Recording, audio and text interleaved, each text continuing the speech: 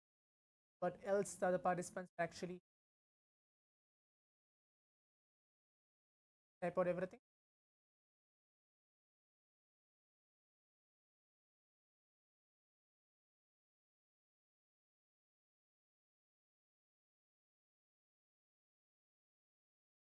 And Pavan is telling mostly darkness. Okay, Akash Geronimo's telling young tree at the bottom right corner, the slight slope going from a center to the top right. Good. Now let's actually see what is the image there for all of us in this round 1 of the power manifestation. Yes. Now you can see the image is actually a bell. 2 bells are there, like a temple bell. Behind it's fully orange, which is there. Main color is orange and yellow. The background is completely there. That's the image. Feng has used, have actually put the color as orange. So that's wonderful that you have actually manifested this first round of the power manifestation. You can actually go ahead and see one of you have actually manifested first round. You go ahead and actually correct it for yourself and please post your experience as well, that what you have actually manifested in this first round. If you have not actually gotten the correct, or if you're not satisfied still that I have not manifested this first round, we can move on to the second round as well. Now please close your eyes. We're entering to the second round of the power manifestation. Your eyes closed.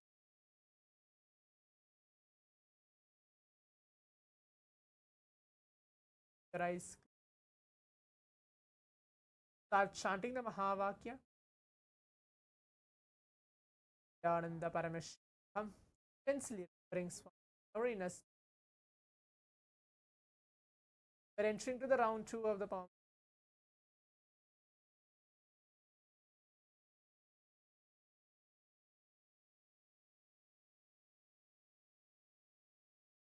Your eyes closed.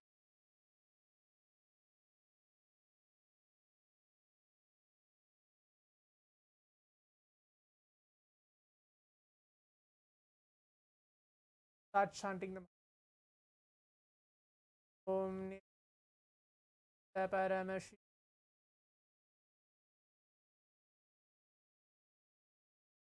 Paramashivam.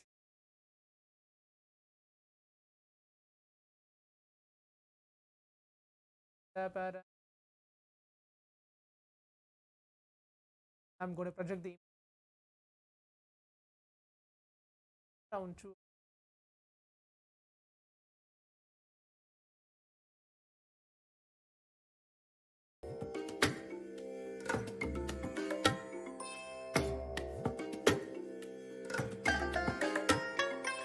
I bless you all. Let you all open all your 3 eyes and manifest the powers of Mahasudashiva. Om Nithyananda Paramashivoham. Om Nithyananda Paramashivoham. Om Nithyananda Paramashivoham. Om Nithyananda Paramashivoham. Om Nithyananda Paramashivoham. Om Nithyananda Paramashivoham. Om Nithyananda Paramashivoham. Om Nithyananda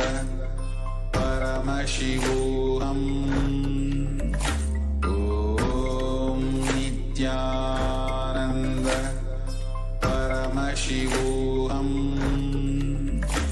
Om Nithyananda Paramashivoham. Om Nithyananda Paramashivoham.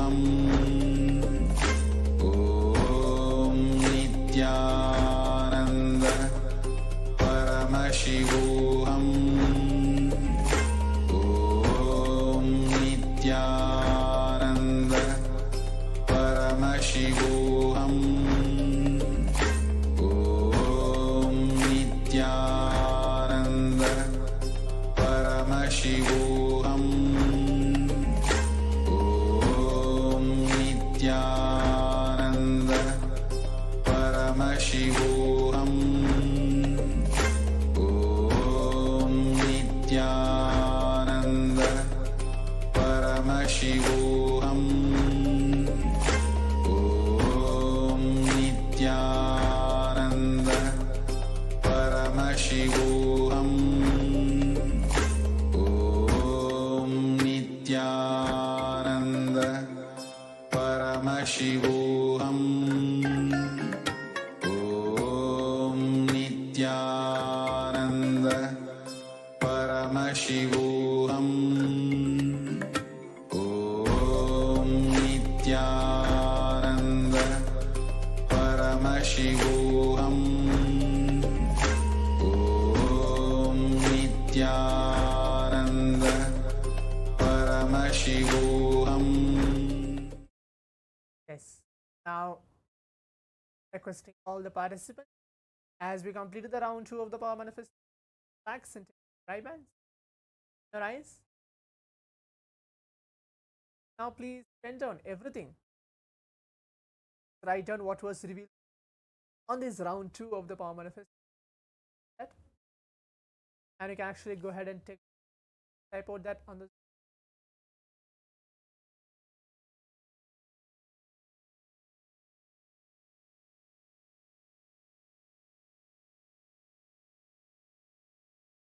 yes, I can the exact mode on right.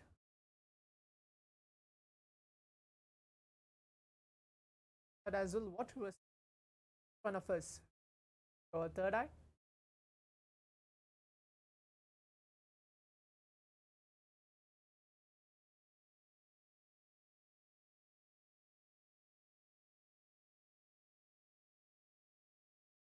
We're actually even seeing darkness or something like anything that correct or not correct. Keep that as well. So everything actually takes. Okay, Akash has put them in shapes that reflecting water. So now let us all see what is the image which was projected to all of us for this round 2 of the power manifestation. Yes, now as you can see, the image is a playground. So it's like completely a playground, which has blue color, yellow color, red. Mostly like most of the colors are there, and there's a tree actually, 9 grasses, and you can actually go ahead and see for yourself that if you have manifested in this round 2 of the power manifestation, it's great, wonderful that you have actually manifested. Akashaya, you have put the green and blue. That is actually wonderful. Blue light as well, so that's blue color is actually visible. Okay, yes. Yeah, fingers pyramid. There is a approximate shaped electric vehicle. So now, yes, as we're coming to the conclusion of today's power manifestation, as we're going to have more and more power manifestation throughout the day, manifesting powers of Paramashiva, let us all take a few minutes to go ahead and share our experience. Whatever that we have manifested in this span of 20 minutes power manifestation, the first power, the power of third eye. Let us all take a few minutes. Yeah. We'll be starting the next session very shortly. Stay tuned.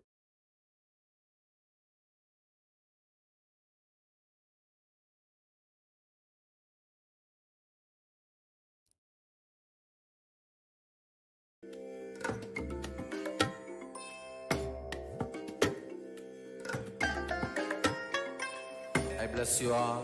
Let you all open all your 3 eyes and manifest the powers of Mahasudashiva. Om Nithyananda Paramashivoham. Om Nithyananda Paramashivoham. Om Nithyananda Paramashivoham. Om Nithyananda Paramashivoham. Om Nithyananda Paramashivoham.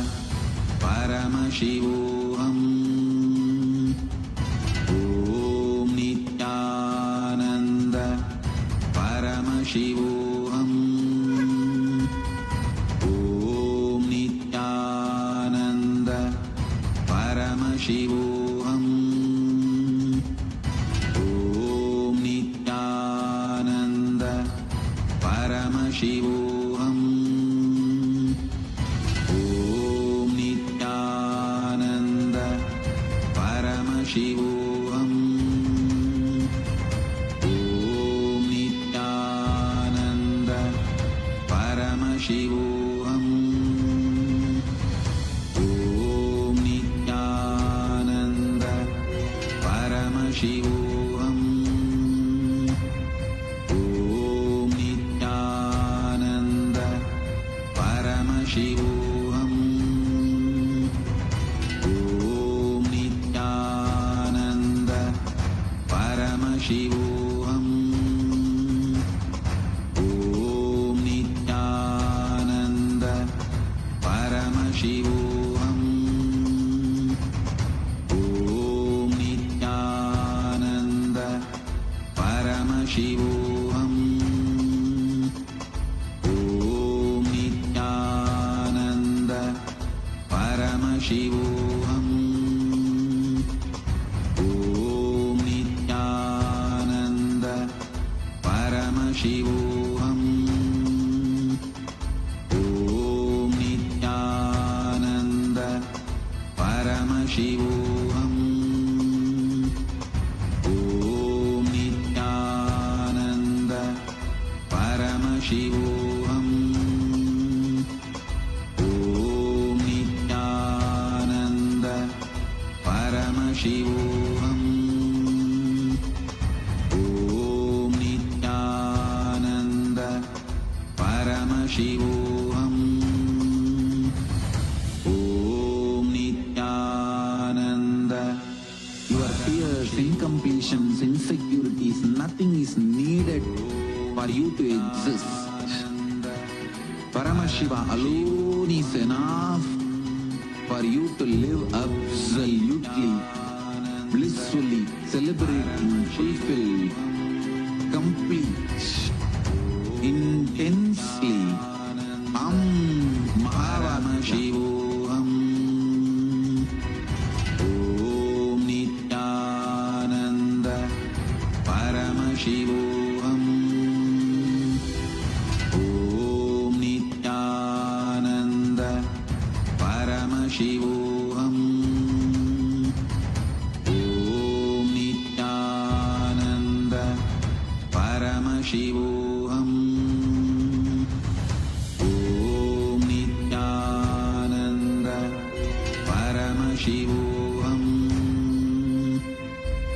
Om Nithyananda Paramashivoham. Om Nithyananda Paramashivoham.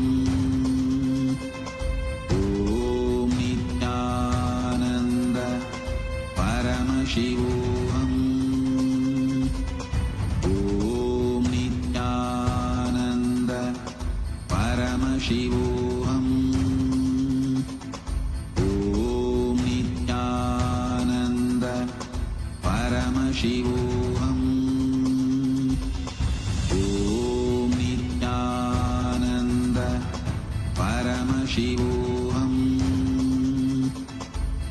Om Nithyananda Paramashivoham. Om Nithyananda Paramashivoham. Om Nithyananda Paramashivoham. Om Nithyananda Paramashivoham. Om Nithyananda Paramashivoham. Om Nithyananda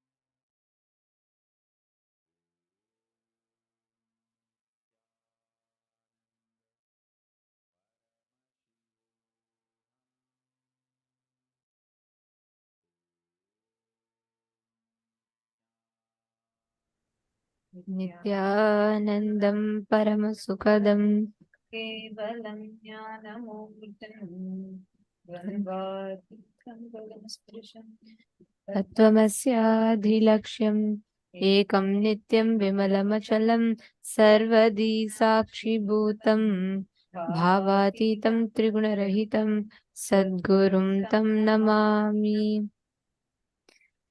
Nithyanandam, everyone. We welcome all of you, all the participants for this very special day of the program.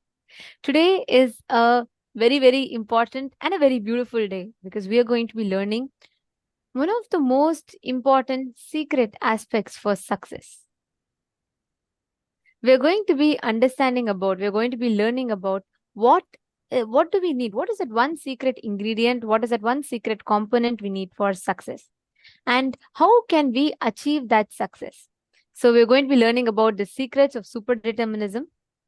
We're going to be learning about will persistence, and willpower. Today, all of us are going to be blessed with the divine darshan of Bhagavan Gangadhara Murthy and Ganga Visarjana Murthy. And we showered the grace and blessings of Ganga Mata, Devi Ganga. And all of us are going to be receiving her blessings today. We're going to be understanding about the key important ingredient required for your success, which is will persistence. Like beautifully Swamiji says,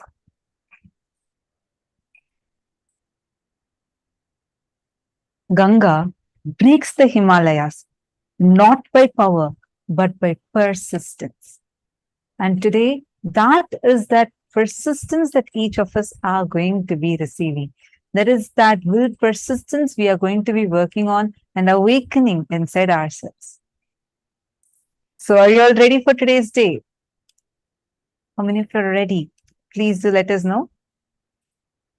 Post it in the chat. Come on, all the participants, please take a moment and post it in the chat. How many of you are ready for today's day and ready for discovering that and awakening that will persistence in you? Great. Okay, wonderful. So one thing I just wanted to tell all of you is, throughout you being here, just be here for every single session. Don't miss out on any session, because even a single session that you miss out on, you are missing out on something that's crucial for your initiation today. Understand, Swamiji has literally made so many programs just squeezed into one. You're learning 21 days of inner awakening squished into 4 days. You're learning Nitya Dhyana Yoga, Nitya Kriya Yoga squished into 1 day. Because there are so many important things that is just taken, and literally the essence of the essence is taken and given to you. So it's very, very, very powerful. And when you are learning about these cognitions, don't just take them as one small cognition you're learning. You're taking your understanding in layers of cognition. And are all of you getting it?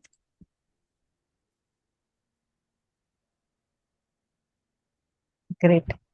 So now it's time that all of us are going to enter into our very first session, and Devi Ganga is going to be gracing and blessing all of us. Paramashiva, who held Ganga Mata in his jatas, and just where that is called as Ganga Dharamurti, and just removing 2 of his jatas, showered the world with Devi Ganga, and that's called as Ganga Visarjana Murti. And these are the forms of Paramashiva we are going to be having darshan of today. So let's all get ready. The first session, we are going to be learning about what is Satya Loka. Satya Loka, the abode of Lord Brahma. And who is Lord Brahma? Like, what kind of thought comes raises to that? And this is the abode where Ganga resides. So Ganga Mata, Devi Ganga resides. So we are going to be learning about that. Let's now listen to the revelation from Swamiji.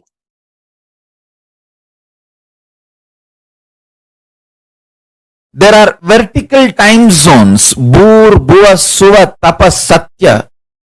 The Satya Loka, where Brahma resides, there, 1 day of Brahmaloka is 4.32 billion human years. Understand? 1 day of Swargaloka means the vertical time zone above us. Bhur, Bhuva, Suva, Tapa. It goes and Satya, then beyond Satya is Vaikunta, beyond Vaikunta is Kailasa.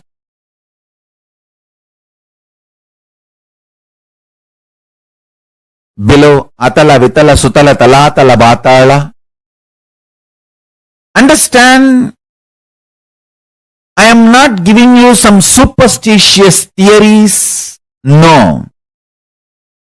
I'll give you precise understanding and experience of these vertical time zones. And understanding about these vertical time zones as a direct utility for your day-to-day life.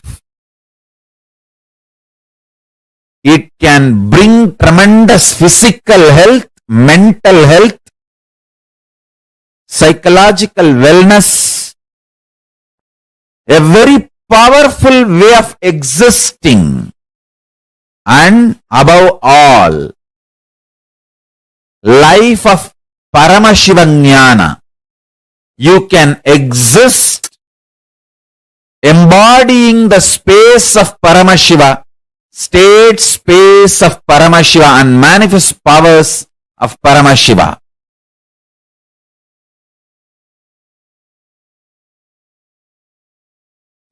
Tapo Loka is above the Jano Loka. The great yogi Sanantana, Rubu, Sanat Kumara, Sanaka, who are the great ascetics, are living there. Its height is 12 crores of yojanas. Above this is the Satya Loka, abode of the Brahma, whose cognitive mind is centered only on Satya, and who has attained the lordship over the Kalpa.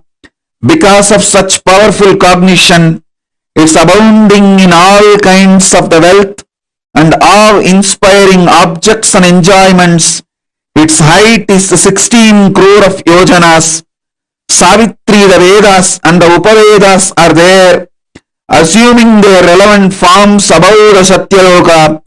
There's abode of Vishnu, Paramapada, who subdued Madhu.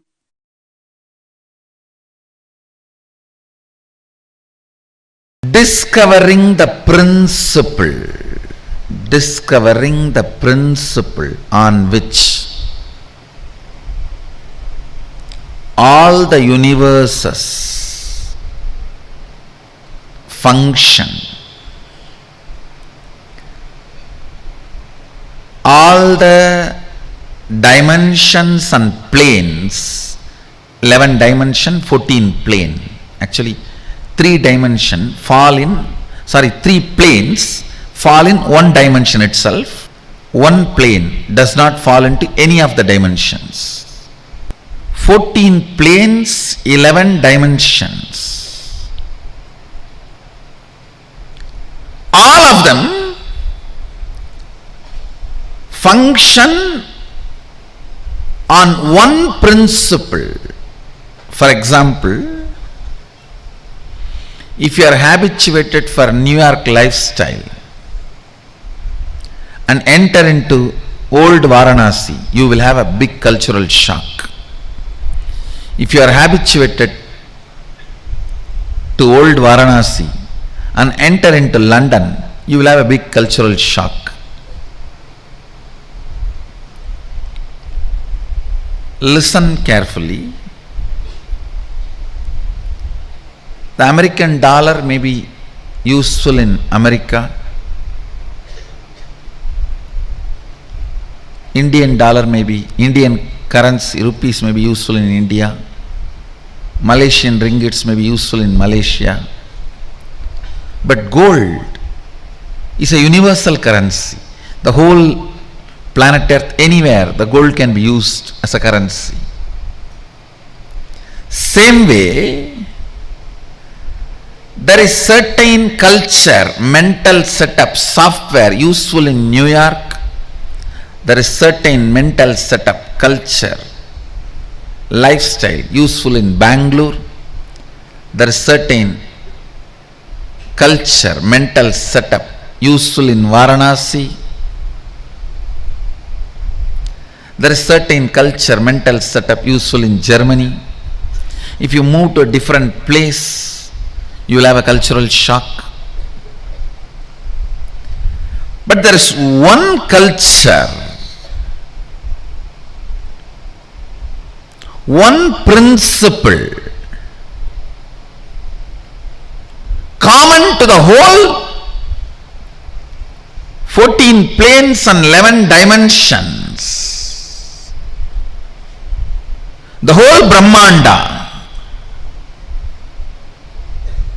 If you develop this one principle in you, you have a cosmic currency. You will not have shock in any of these planes. Any transition into any plane, whether you go to Pitruloka, Bhuloka, Bhuvaloka, Tapaloka, Tapoloka, it's called Satya Loka, Brahmaloka, Vaikunta, Kailasa, Goloka, Patala. It is like you have cosmic currency. That principle is oneness.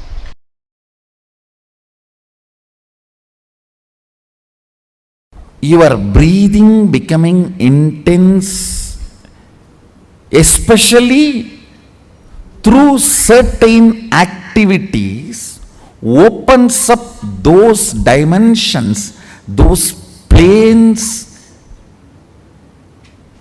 and your brain awakens the ability to have access to those dimensions. Listen. Now, you are intensely listening to this truth, and even if it is going above your head, you are trying to let me.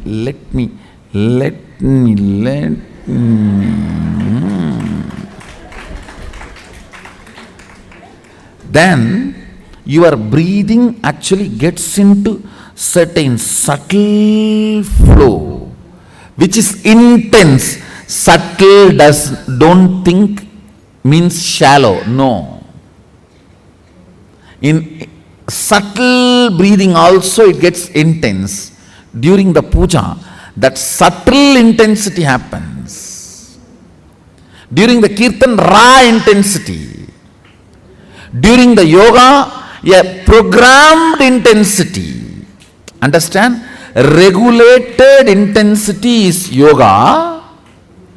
Raw intensity is karana, kirtan. A subtle intensity is while during puja or during the satsang.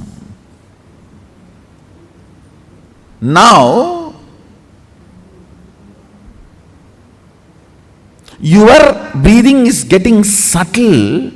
It will go and hit a component in your brain which will open your ability to access Satya Loka. Listen. Each of the activity and the prana intensified through that activity opens up a component or a part of your brain construct which gives you access to the different dimensions of life. Your brain is constructed for this multi-dimensional access. Understand? Ability to access multi-dimensions of the universe is your nature. It is there with you. Just the breathing need to be intensified through different methodology to open up those dimensions so you can have access. When there is a heavy truth is told, still you have not completely cognized, but that does not mean you are not able to cognize. It is like a digestion is going on. It is like digestion is going on. It is there on your head like a funnel, it is going inside, and you are during that time certain intense subtle breathing gets developed that gives you access to Satya Loka. I want you to know the strength of the life in you is strength of your breathing. When the breathing becomes intense, your brain's capacity to cognize all the other planes opens up. It is like cracking the code, cracking the passcode.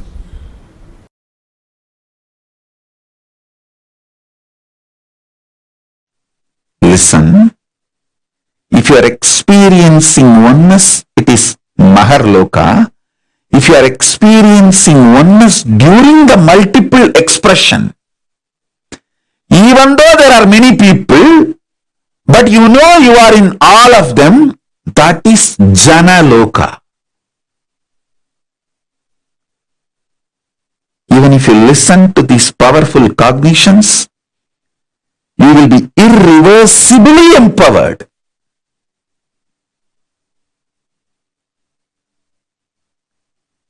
Tapa Loka is that last struggle you go through. Sometimes you know you are Paramashiva, sometimes you just slip off, but again you say, I am Paramashiva. That space is the Tapoloka. An absolute surrender. Whether I am remembering, I am manifesting Paramashivatva, or I am deluded, I surrender both to Paramashiva. When you take that decision, you are lifted to Brahmaloka.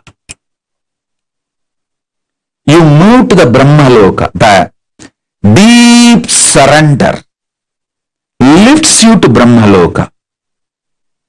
So understand?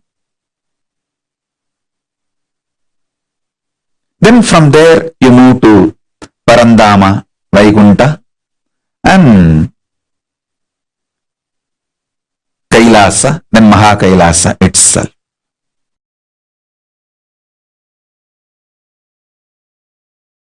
If I raise to Brahmaloka, is it possible to fall back again to Bhuloka or Bhatalaloka? Don't worry.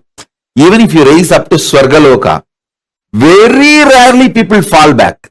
Otherwise, usually 99.999% of the people only go higher and higher and higher. Exemption, rare stories only this falling back. Like sometimes rarely you hear some fellow raped his own mother. It's like a rare exemption. Like that, some rare people fall down from Swargaloka to Bhuloka. Otherwise, 99%, 99.99% they just go only higher and higher and higher. Gayatri mantra raises you up to Swargaloka.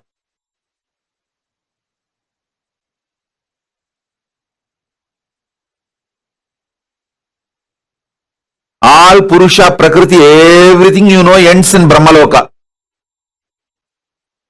Above Brahmaloka, nothing you even imagine about it. Nothing you can even imagine. You can only experience. Till Brahmaloka only, or your imagination projections can even measure.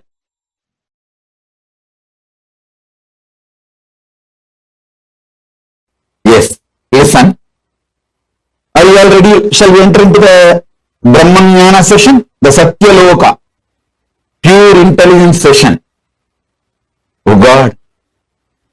Till now what was going on was only introduction. Now only we are entering into the subject.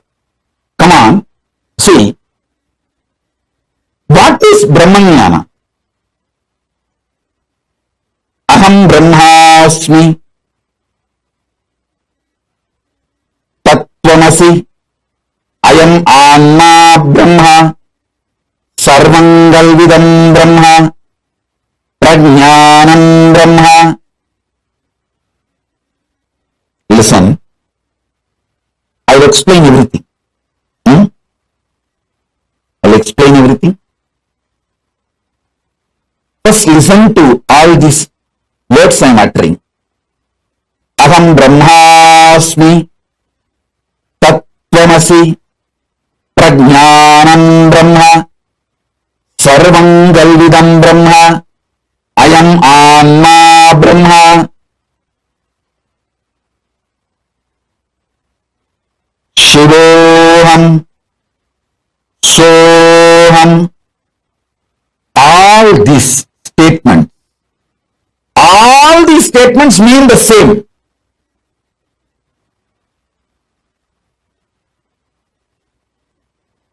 These words are all called Mahavakya. This is the pure Brahmanyana. This is the pure Brahmanyana, Satya Loka.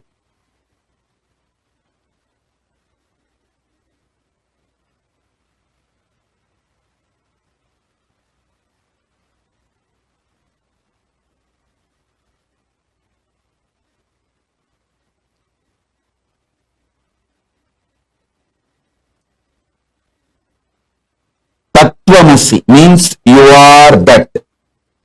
Aham Brahmasmi means what you experience as I in you. That is the ultimate. Prajnanam Brahma means the knowledge. Pure knowledge about Brahman is Brahman.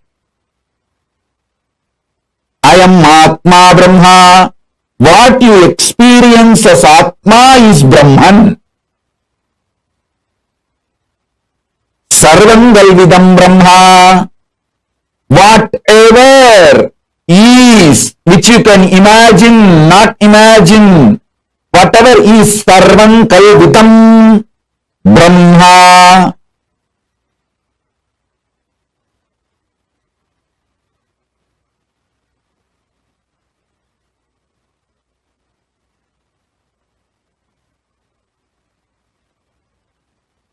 All of you please listen.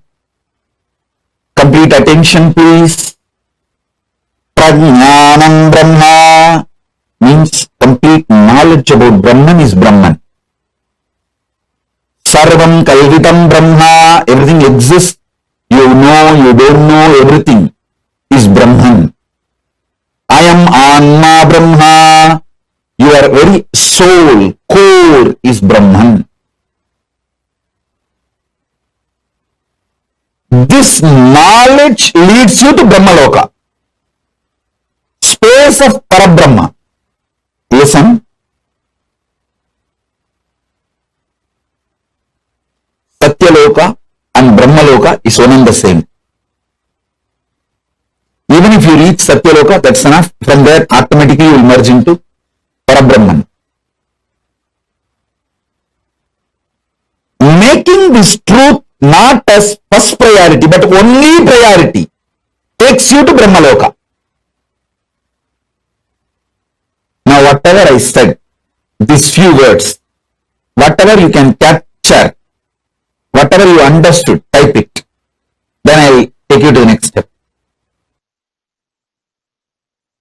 Listen.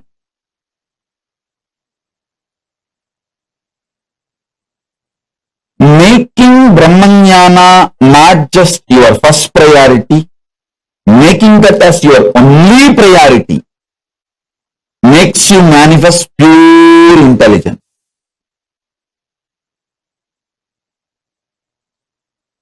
Come on. Sit with this one truth. I'll infuse the Brahmanyana in you. Sit with this one truth now. You can keep your eyes closed or open. Come on.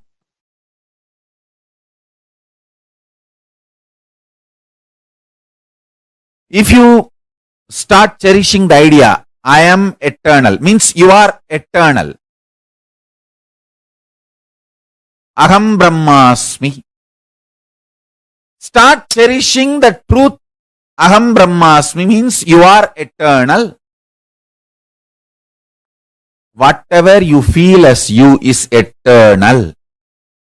When you start cherishing this truth, everything else is impermanent. You will see all the psychological, physiological, neurological ups and downs in your life drastically reduces. More and more you get centered on the truth, powerful cognition, you are eternal. Aham Brahmasmi. Other than you being eternal, everything else is not you. When you cherish this one powerful cognition, internalize it, so much of powerfulness will manifest in your life. It raises your physical health, mental health. Nobody can put a value for you. You decide the number. Your utility for yourself and others increases. Wealth is nothing but your utility for yourself and others. If you are able to increase that, your wealth increases. It has nothing to do with education. Understand?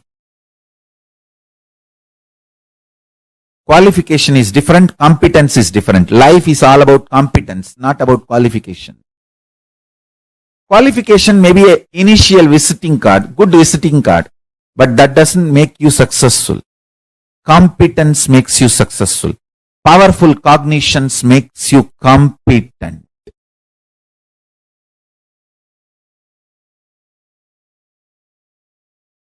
Powerful cognitions makes you competent.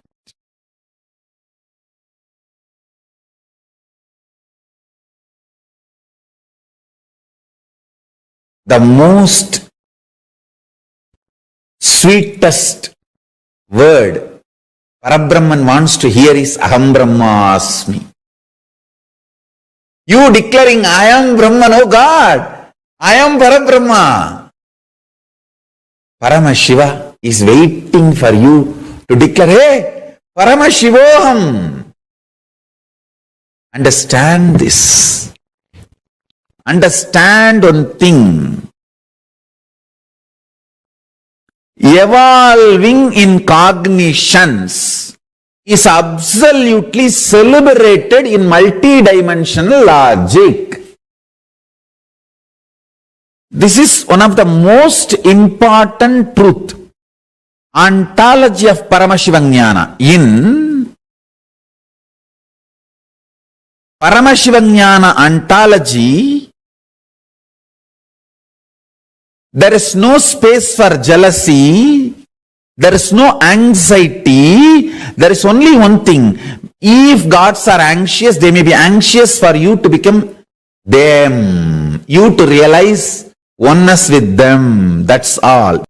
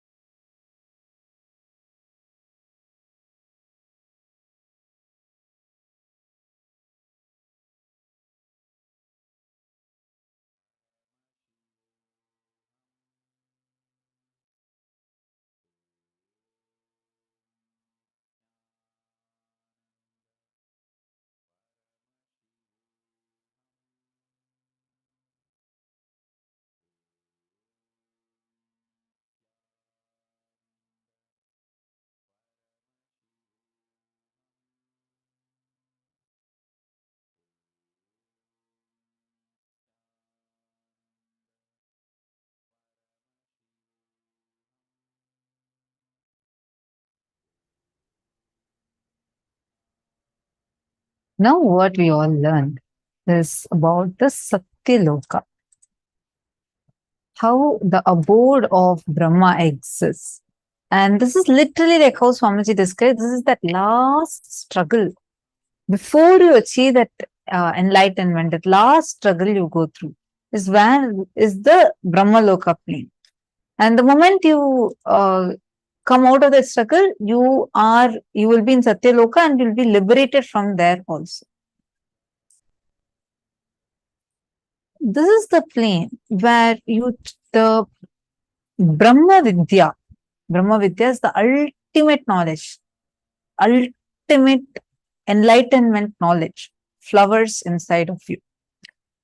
I request all of you to take a few minutes and please post what are the clicks that each of you had in this session. What did you understand in this session?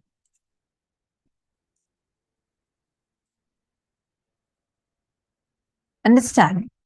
First and foremost thing we need to cognize is our brain has the ability to access multiple dimensions. Like this only in 2017 and 2018, Swamiji actually in 2017, Swamiji revealed saying that your brain is capable of accessing 11 dimensions. Even before that, Swamiji had mentioned. But then people could not really cognize it. What does 11 dimensions even mean? Much later, the scientists discovered that our brain has the ability to access 11 dimensions. So if you are intelligent, you just take these conclusions and start living it because you know this is the truth. Don't wait for the modern science to catch up, and till then, probably who knows you're going to be alive or not. Till the time this modern science is going to actually catch up with it. Our Hindu scriptures have been way more advanced, and they have clearly described how this existence is, how your brain also has the capacity to access it. So very powerfully, Swamiji had described to us about the multidimensional access, which is what our brain is constructed for. When your breathing becomes intense, especially through certain activities such as puja, kirtans, yoga, satsang, it opens up those dimensions, the 14 planes, and your brain awakens the ability to access those dimensions.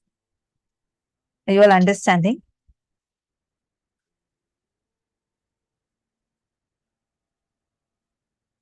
Swamiji gave a few Mahavakyas. Start cherishing those Mahavakyas. You all can see, these are the Mahavakyas.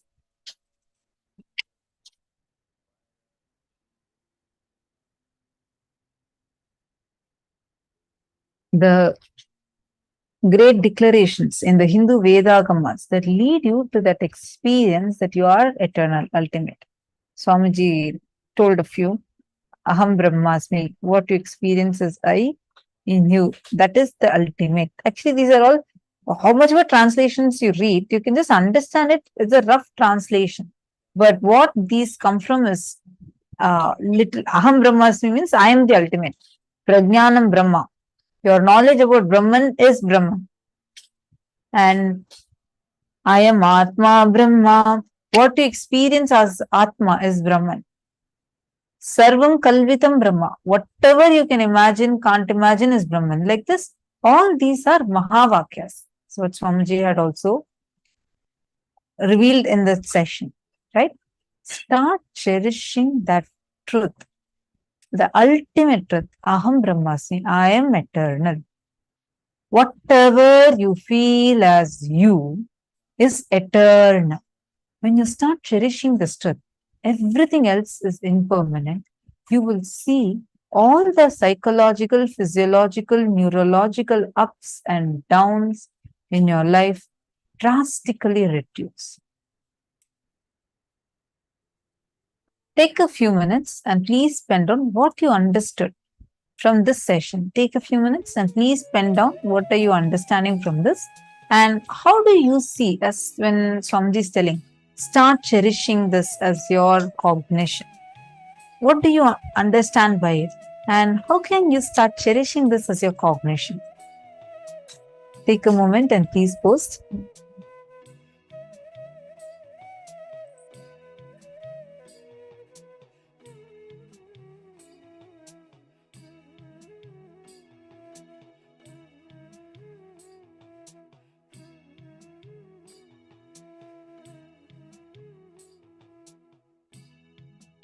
The moment you start cherishing that you are eternal, whatever I feel as me is eternal, start telling that to yourself. Experiment with it. Play with this cognition. Keep cherishing inside you. Swamiji said, whatever I feel as me is eternal. What I am, actually not just what you feel as you, the one who is feeling, that source of you, that is eternal. So that that you existing is eternal. Every time you're going through a really tough time, just cognize, remember. Even now, just remember. That itself is so liberating. You will see how it will immediately liberate you, take you out of the ups and downs, psychological, physical, physiological, psychological, neurological ups and downs. You just dissolve.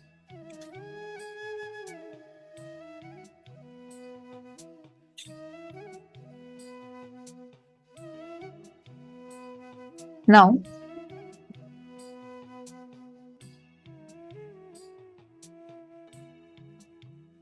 we are also going to be receiving an audio book, and this is the sacred Mahavakya chanting from Swamiji.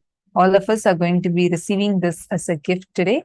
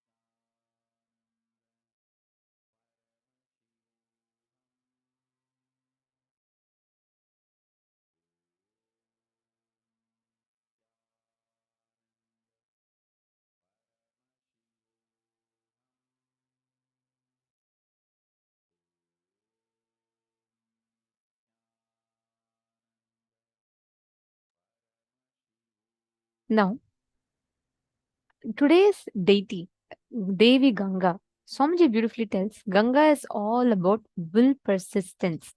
She embodies will persistence. She is the manifestation, embodiment of will persistence. Today, all the powers that we are going to be manifesting is all based on this, the power of will persistence. Swamiji tells beautifully, Ganga breaks Himalayas not by her power, but by her persistence. We will be learning about what exactly is will persistence and what exactly it is in the further sessions. But the power manifestation we are going to do today is all about connecting to the water component, Ganga. Your ability to handle the change in the Vatavarana, in the ambience around you, your ability to play with the weather and play with all the different aspects of how the weather is there, or how the bringing rain in a place, all of this is what we are going to be manifesting today. All right. Now, one important thing for all of us to understand is the whole day today, we are learning and touching some of the most important aspects of our life. And it is important that we all have the right understanding and we all are experiencing it, not just understanding it, but actually experientially applying it in our lives. Now, I'm going to be requesting all of you to pick any one place. You all can head to the site called accuweather.com. What we're going to be doing is, see, your ability to handle your inner space, handle the different emotions in your inner space, your ability to handle the different emotions in the outer space. Both are connected. How much you can handle the Vata Varana inside of you, how much you can handle the Vata Varana outside of you, both of it matters. We are now going to be learning how you can apply this principle, how you can handle the Vata Varana. Means, when we say Vata Varana, the ambience, atmosphere, playing with the temperature, playing with the weather, everything, just with your conscious will. Understanding? I request all of you, all the participants, every one of you, to head to this website. You can pick any one city you want. See, what you're going to be doing now is you're going to be picking a city and you're going to be altering the temperature. If you start mastering the ability to alter the weather and temperature outside, you will know anything, any weather temperature change that is needed, you will simply be able to do it even on the inside. Means your ability to handle your emotions on the inside will also change. Now, I request each of you to pick any place, any place. Let's say you're in Los Angeles, and you can even pick up San Jose, you can pick up Toronto, you can pick up New Jersey, you can pick up any place that you want. You're going to be applying this power, being able to alter the weather in that place. So whatever the weather is right now, you will actually be able to significantly alter it. Just connect to Swamiji and declare from that powerful space of oneness, and you will actually see the results will vary. Please sit straight. I request all of you to start.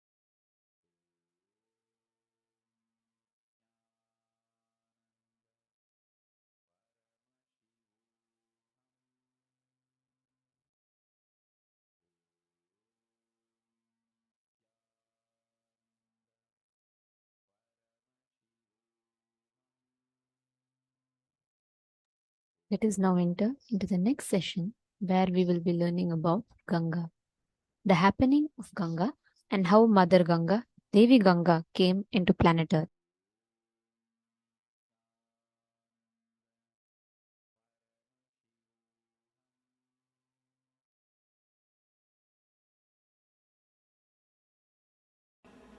Today we will see the story of Ganga. How Ganga happened on the planet Earth. Ganga is considered as a river which is there in the higher lokas.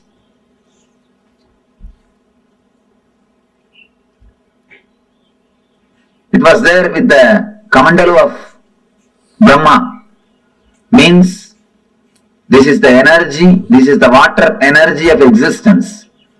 Brahma means a creator, the energy which creates the whole existence. You see Brahma, you can see four things within. One is the Kamandalu, means the water energy. Another one is the palm leaves, Veda, knowledge, wisdom. Then Akshamala means Japamala. Akshamala represents the vibrations, sounds. Through all these things, and then the swan will be there. Hamsavagana. The swan, Hamsa represents continuous meditation. Hamsa means continuously meditating. If you see the sound of your inhaling and exhaling, it will be hum, sum. It will go as a hum and come out as sum. When they say hum, sum, they mean continuous awareness. Creator has to be with continuous awareness. Only with awareness you can create. Creativity and awareness is directly connected. That is why Brahma is described with Akshamala, means vibrations. Pustaka means the knowledge, Vedas. And the Kamandalu, water energy. And Hamsam, awareness. Man who has reached the ultimate awareness, the Parama awareness, is Paramahamsa. Hamsam means awareness. Man who has reached the ultimate awareness is Paramahamsa. Ganga is the water energy of Brahma. She was there in his Kamandalu. I will describe the scene, how the Ganga happened on the planet Earth. First I will tell the story, then we will see the deeper meaning of that metaphysical story. There was a king called Bhagirath. For some reason, his forefathers have been cursed by some rishi and they all died. They have been burnt, reduced to ashes. All their ghosts are living there, struggling, suffering. They are not liberated. So they beg Bhagirath to help him some way.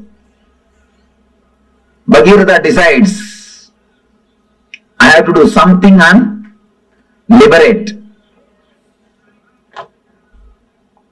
He starts meditating, doing penance, doing tapasya towards Brahma. Brahma appears and gives darshan. And he says, yes, I can send the Ganga to the planet Earth, no problem. But be very clear, can planet Earth hold the Ganga's speed? Can planet Earth sustain the force of Ganga? First, do something for that. Arrange for it. Then I will send the Ganga. Then again he starts doing penance. doing tapasya. After the tapasya, Shiva appears. Shiva asks, what do you want? Then Bhagirath says, now Brahma accepts to send the Ganga to planet Earth, but he says the whole planet Earth will be washed away. Planet Earth cannot withstand the speed of Ganga. Please do something, you have to protect us, you have to take care of us. Shiva says, all right, I will take care, don't worry. Tell Brahma to send Ganga, I will take care. He gives the assurance. Then again he meditates towards the Brahma. Now Brahma appears and says, I am ready to send, but Devatas are not ready to depart with Ganga. Devatas wants Ganga to be there. Bhagirath asks, what for Devatas wants Ganga to be there? No, they have to take bath in Ganga every day. It is their life source. Ganga is not simple water, it is an energy. By bathing in that only every day they rejuvenate their body and mind. And anybody takes bath in Ganga every day, naturally their body and mind will be rejuvenated. That is why in this hilly area, no medical facilities, practically nothing. But see how many millions of people are living happily. Happily, they are living. Ganga is the mother who is protecting everybody. So the Brahma says they have to take bath every day. Then Bhagirath says, all right, I will arrange all the facilities for Devatas to stay in the planet Earth. Just on the banks of Ganga, I will create cities where all gods and goddesses can live and have bath every day and have their regular routine as they have in the other loka, as they have in the Brahma Loka. Brahma says, if that is the case, then I agree. Go ahead and do it. Then he comes and does tapasya towards Himachala, the Hima hills, Hema Parvata, the Himaraj, who is the father-in-law of Shiva. He does tapasya towards the Himaraja. Himaraja appears and asks, what do you want? I want you to be the host for Mother Ganga. I want you to be the host for Mother Ganga. And you are the person in whom I can create a city for all the Devatas. And only from you, the Ganga can flow. You are the only person who can be base for Ganga. Then she goes and tells Himaraja, host her. Himaraja accepts that Himaraja will host her. Then Bhagirath starts building the whole city throughout the route in which Ganga is supposed to travel. He meditates on every hill and takes permission. He prays to every hill. Every hill says, yes, I will give the way for Ganga. So all the whole route is cleared. Then he goes and prays to Kalabhairava, who is the in charge of city Varanasi. Kalabhairava is the in charge of Varanasi city. He meditates towards Kalabhairava. Kalabhairava appears and says, what do you want? I wanted, please give us the way for Ganga. You should receive Ganga and give us the way. Kalabhairava says, surely I will give, don't worry. But this is such a holy city. Tell Ganga to do a protection of the city and go. Suddenly, Brahma comes up with the next problem. You meditated and propitiated all the Devatas except Vishnu. Now, you have to do something to Vishnu. Only then I can send Ganga. Then he started meditating towards Vishnu. He prayed the Vishnu. Did tapasya. Vishnu appeared. What do you want? I want wanted the Ganga to come down to the planet Earth. Unless you agree, unless you do blessings, it will not be possible. Please bless me. Krishna says, all right. I bless you. Ganga will come to the planet Earth. She will come just out of my feet. And he blesses. The Ganga will come out of his feet. Then he says a beautiful one more word. Whomsoever has realized the Vishnumaya, means the universal consciousness, whatever water comes out of their feet will be Ganga. Whomsoever has realized the Vishnumayam Jagat, whomsoever has realized me, from their feet whatever water comes out will be Ganga. From this word only the tradition of Pada Puja starts. Pada Puja of enlightened masters starts from this tradition. Vishnu says, whomsoever has realized the Vishnumayam Jagat, Sarvam Vishnumayam Jagat, from their feet Ganga will flow. From their feet Ganga will flow. Then, now he again meditates towards Brahma. Brahma appears with all his glory and compassion, blesses the Bhagavata, then he prays to Ganga. Then he does tapasya towards Ganga, meditates and invites the Ganga mother, Ganga with all compassion, not only compassion, the wild energy. She just comes out of the Brahma's Kamandalu. With all the power, she straight away started moving towards the planet Earth. The moment she came out of the Kamandalu and started moving towards the planet Earth, all the 14 worlds are shaken. All the Devatas, all the Rishis, all the Munis simply escaped from their planet Earth and ran away because they got frightened. The Pralaya is going to happen. Means the end of the world has come. Such a power, they simply ran away from their world. They escaped. And appears Shiva. Shiva beautifully appears and puts his head in between the Ganga. She straight away lands into Shiva's head, into the matted lock.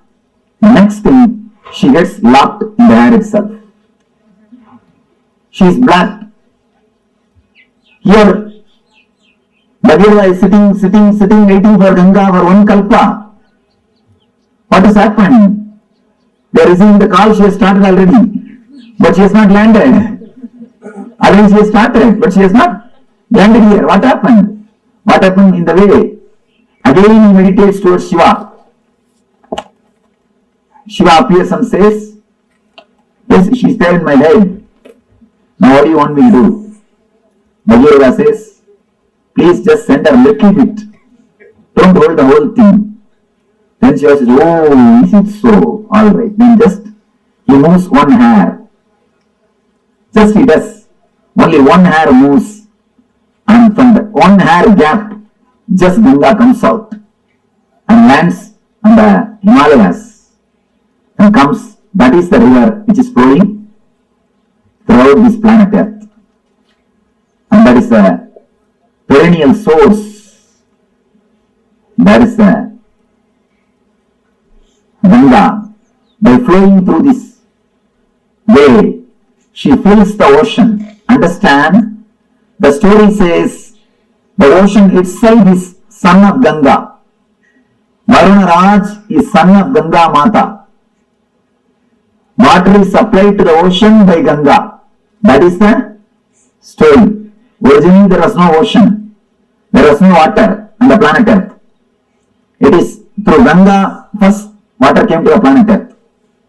And because of Ganga flowing continuously, all the oceans are created.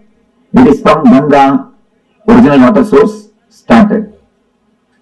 Then she goes and merges into the Samudra Raj, the son of Ganga Mata.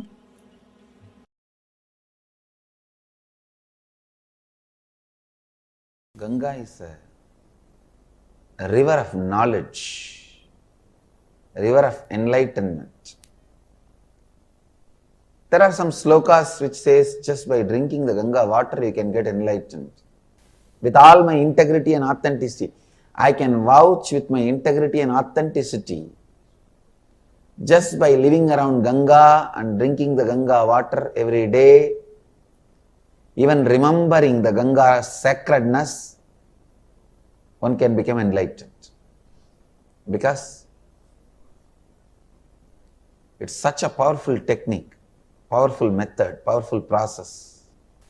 Ganga heals all the violence we carry. Ganga heals all the incompletions we carry. See, the lust is an incompletion, anger is an incompletion, violence is incompletion. All the incompletions we carry, Ganga can purify. Ganga can really, really purify.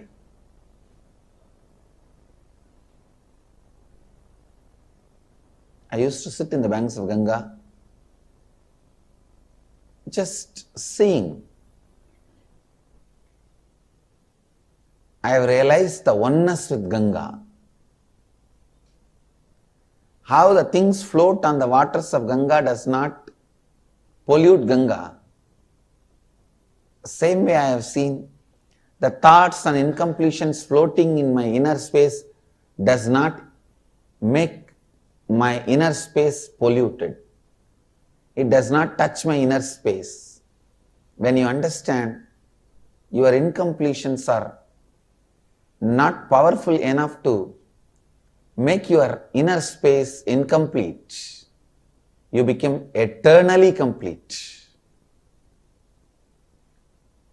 I can say that experience I received from Ganga, on the banks of Ganga. It heals, heals, heals and brings love. I tell you, Ganga can complete any lower occurrence you have. I can give this as an authentic spiritual practice. Actually, just for this I wanted to create a ashram in the banks of Ganga. Anybody in the planet Earth has some incompletions that they are not able to complete, strong incompletions, just come and spend time in the banks of Ganga, drinking Ganga water, eating the food cooked in Ganga water. Whenever you find time, morning and evening, sit in the lap of Ganga,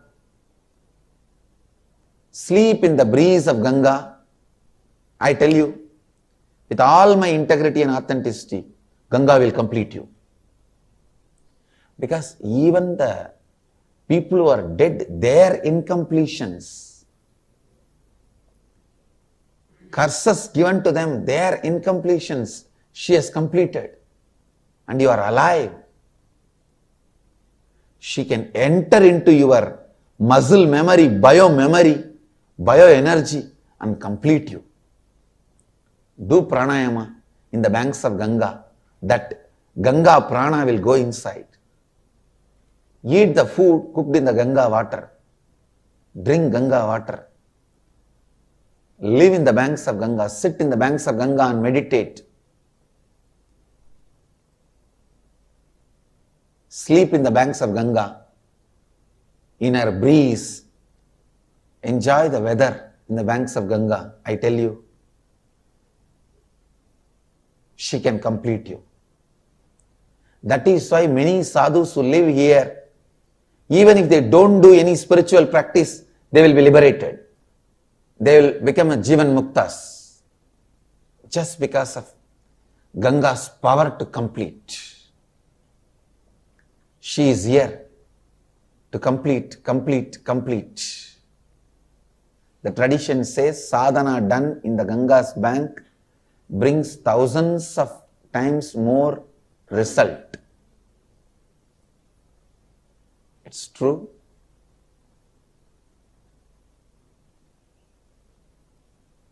Ganga Mata is such powerful energy, such beautiful energy, such great energy. The largest worshipped deity is Ganga. She is the Kalpataru for planet Earth. Whatever whoever wants, she goes on showering. She is like a mother. Physically also she gives what do you want, and spiritually also she showers what do you want. She is the Kalpataru. Come on, meditate on Mother Ganga. Let Mother Ganga be a Kalpataru.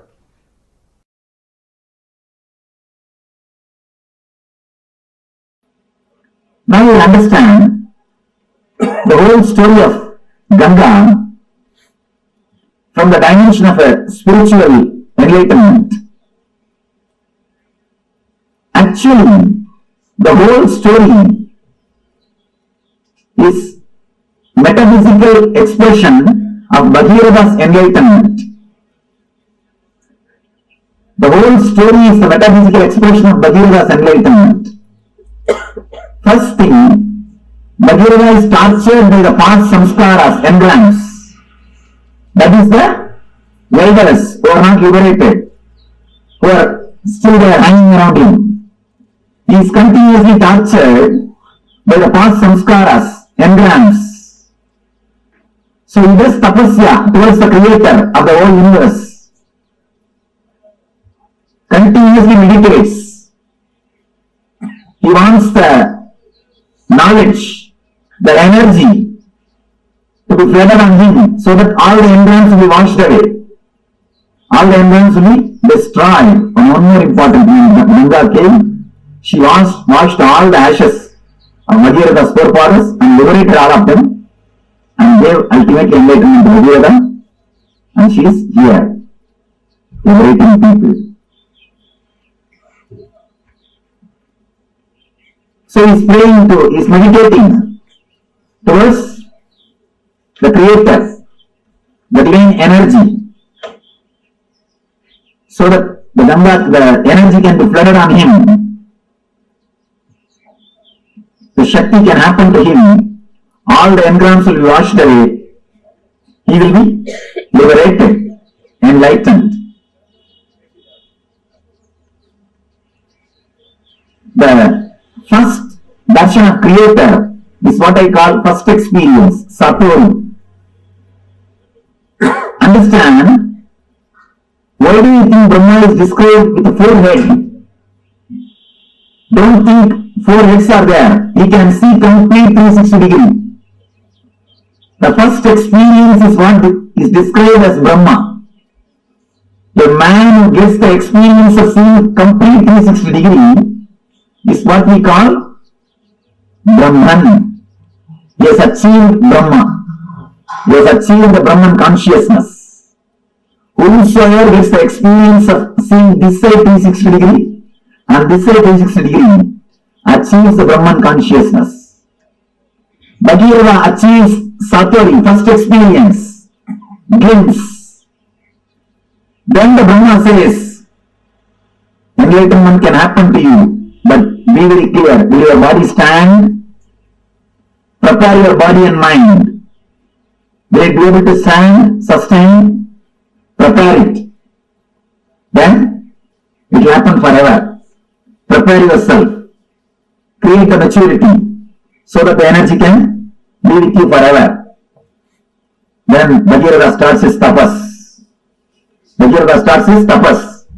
All the energy centers is awakening and preparing all the energy centers to receive the energy and to sustain it, to radiate it. If you don't prepare the planet Earth and call the Ganga, it will not be blessing, it will be a curse. It will destroy the planet Earth and the other worlds. So unless you prepare your whole body mind, enlightenment cannot happen. You need complete preparation. Satori can happen. You need complete preparation. Now he meditates towards the Guru who will guide, who will hold the energy and give you how much you wanted. He is the Shiva. He meditates on the Guru, Shiva, and asks, Master, when I have the experience, see my maturity and take care of me. Go, let me go with maturity and energy. Just take care. How much I mature, that much supply the energy. Please let you be the safety valve. Let you be the dam. Then appears Guru. Says, I'll take care. Don't worry. Then, once everything is ready, he has to prepare the base for the energy to land. Is Anandagandha Chakra. Anandagandha is the base on which directly the Ganga can land. Ganga can descend. So he creates all the 7 cities, 7 chakras. He clears the roots, opens all the chakras, makes himself mature. So that when energy descends on him, when enlightenment happens on him, it can stay on him and help the whole world. It will be a blessing for him and to the whole world. He continues to do tapasya. He propitiates all the devatas, means the devatas who are residing in every chakra. Then comes Kalabhairava, in charge of Varanasi, Swadhisthana chakra. And he asks, please give me the way for Ganga. Kalabhairava says, surely I will give, but tell her she should go round. She should be around me. She should be in me. That is why Swadhisthana, energy is installed in Swadhisthana. Energy is installed in Swadhisthana. It is Swadhisthana where the self is established. Himalayas is Anandagandha. Varanasi is Swadhisthana, where the energy is installed, where the whole energy takes a turn, where whole energy takes U-turn. He propitiates all the devatas, prepares the whole thing, then intensely starts meditating, calls the Ganga. So Brahma blesses, Vishnu blesses, Ganga has come out of the Kamandalu, straight away she is landing, but still enlightenment has not happened. Ganga has lived there, but she has not landed here. Whatever can be done, all the tapas is done. Everything is done. Whatever meditations can be done, whatever tapas can be done, whatever study can be done, everything is done. Enough. Now Ganga is not happening.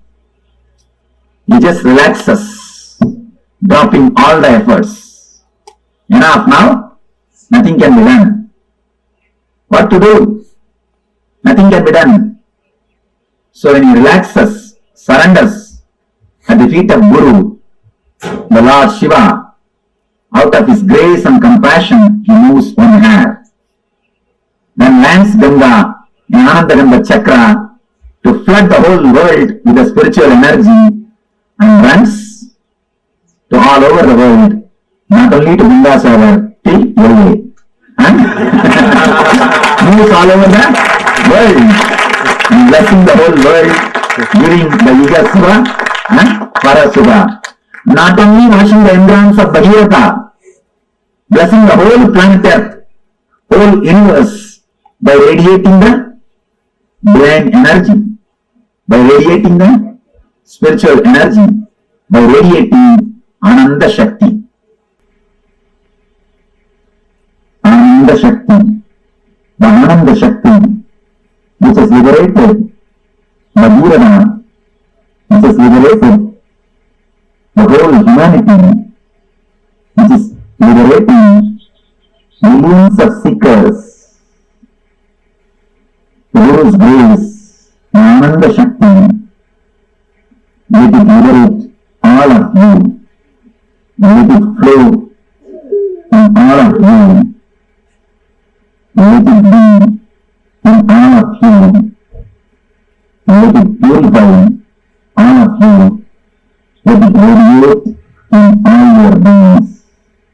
Let all become channels of Ananda Ganga.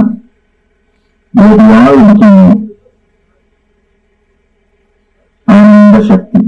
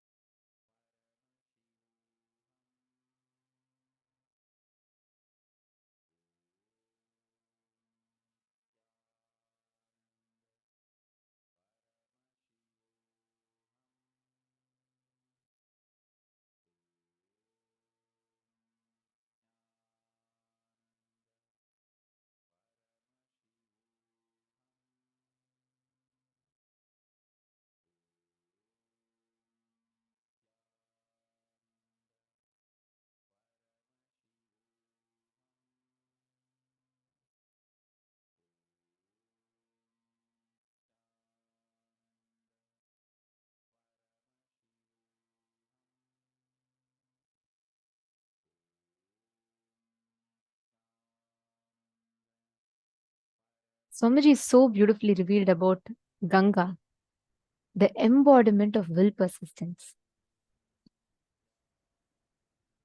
The happening of Ganga signifies how the whole cosmos celebrates, supports anyone who wants to manifest will persistence in their life.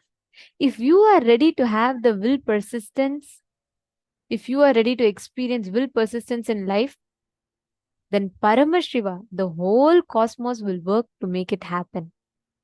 This is the essence of will persistence.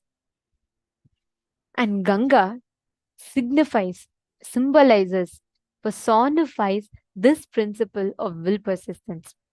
Actually, you all should know. So I'm just telling the story, right? How Bhagirata, he waits, he meditates, and then Ganga comes down. That's why she's called as Bhagirati, the one whom Bhagirata brings.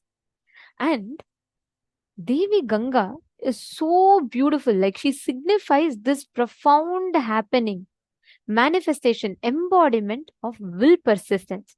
Any time, whenever you have will, Ganga manifests there.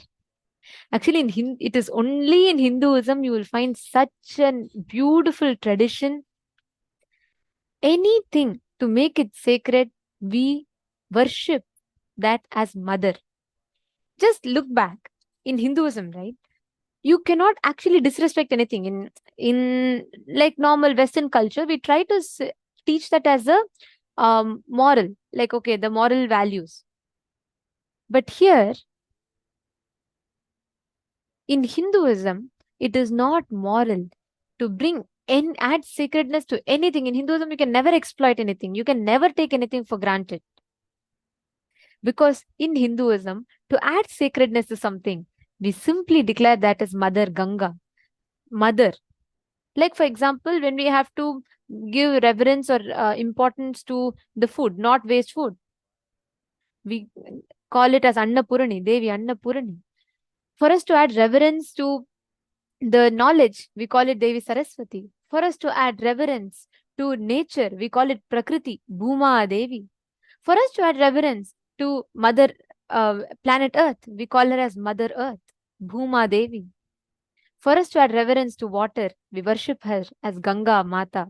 Ganga is the largest worshipped deity. And actually, Swamiji tells Ganga is the deity who has the largest number of rituals happening to her.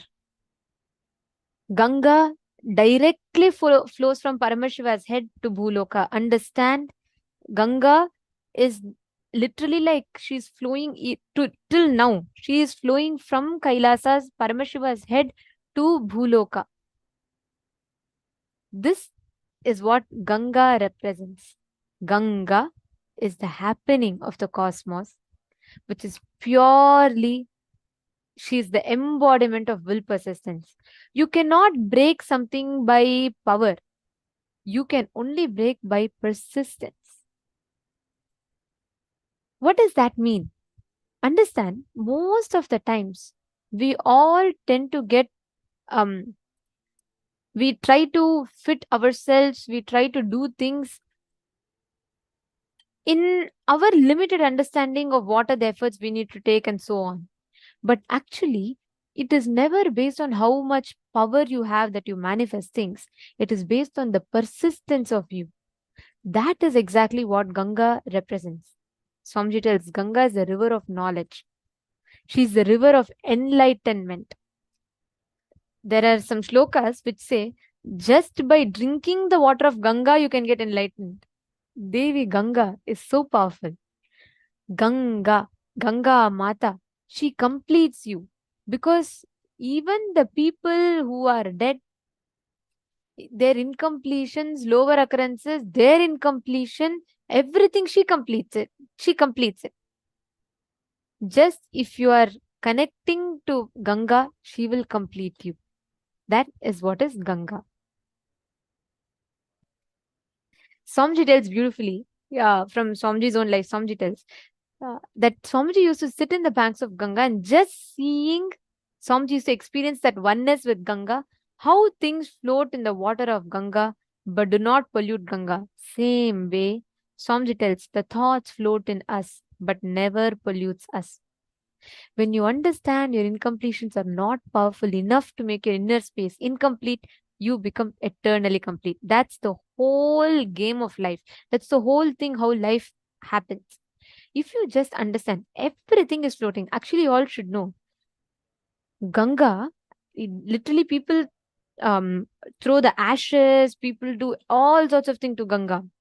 Still, she is never polluted. That is why she's called as Pavani, means so pure. Just by taking a dip in Ganga, it is said that all your sins gets washed away. Actually, the best way to experience Mother Ganga, experience completion with Ganga Devi, is just to meditate in her presence, just to experience her presence. I request every one of you to sit for a few minutes. We will now be connecting to Mother Ganga, the Ganga energy. Just seeing Swamiji in Ganga. When you just connect to Swamiji as he enjoys Devi Ganga, even if you just watch, connect to that, you'll experience tremendous completion. You'll experience so much of healing in your inner space. And we're going to be doing that process now. See, you don't need to do anything. Just connect to Swamiji intensely. And now we are going to be watching some oneness capsules where Swamiji is enjoying Ganga. And let us all take a few minutes to connect to Devi Ganga. Sit straight. You cannot understand Ganga by trying to grasp her, but you can experience her presence.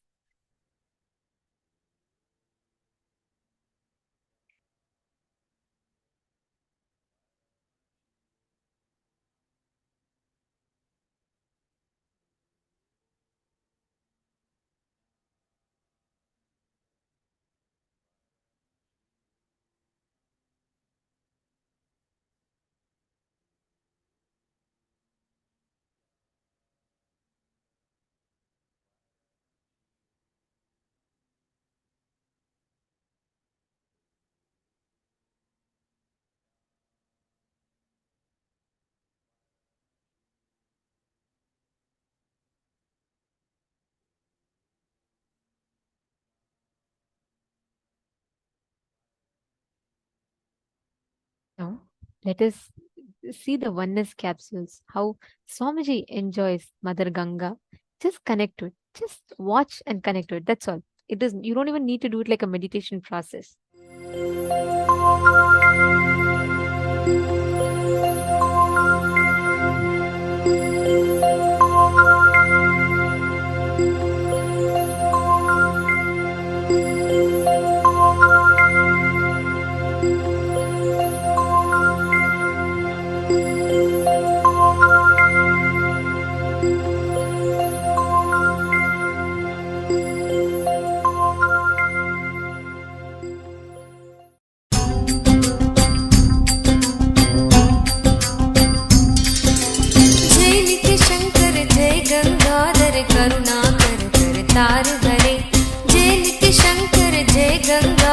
करुणा कर कर तार हरे। जय कैलाशी जय अविनाशी सुख राशि सुख सार हरे। जय कैलाशी जय अविनाशी सुख राशि सुख सार हरे। जय शशि शेखर जय डमरूधर जय जय प्रेमागार हरे। जय शशि शेखर जय डमरूधर जय जय प्रेमागार हरे। जय त्रिपुरारी जय मदहारी अमित अनंत अपार हरे। जय त्रिपुरारी जय मदहारी अमित अनंत अपार हरे। निर्गुण जय जय सगुण नामय निराकार साकार हरे। नित्यानंद पुरी ईश्वर नित्य पाहि पाहि दातार हरे। नित्यानंद पुरी ईश्वर नित्य पाहि पाहि दातार हरे। हर हर नित्य देव हरे। हर हर नित्य देव हरे। हर हर नित्य देव हरे। हर हर नित्य देव हरे।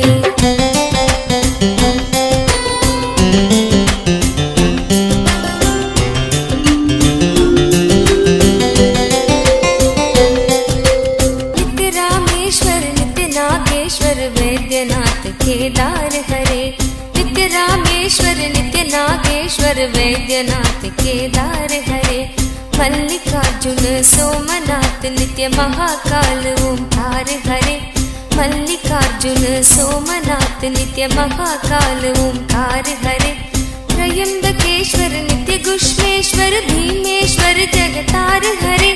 त्रयंबकेश्वर नित्य घुष्मेश्वर भीमेश्वर जगतार हरे। काशीपति श्री विश्वनाथ जय मंगलमय अघहार हरे। काशीपति श्री विश्वनाथ जय मंगलमय अघहार हरे। नीलकंठ जय भूतनाथ नित्य मृत्युंजय अविकार हरे। नित्यानंद पुरी ईश्वर नित्य पाहि पाहि दातार हरे।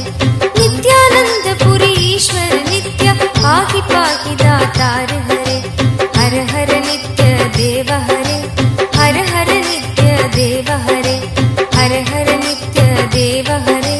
हर हर नित्य देव हरे।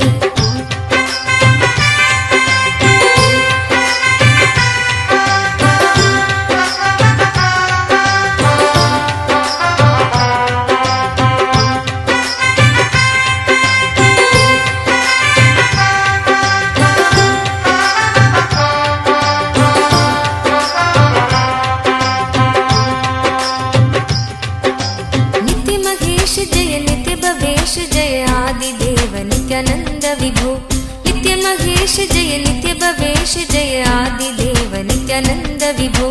किस मुख से है गुणतीत प्रभु तव अपार गुण वर्णन हो। किस मुख से है गुणतीत प्रभु तव अपार गुण वर्णन हो। नित्य भव कारक तारक हारक पातक दारक नित्य शंभो। नित्य भव कारक तारक हारक पातक दारक नित्य शंभो। दीन दुख हर सर्व सुखावर प्रेम सुधाधर दया करो।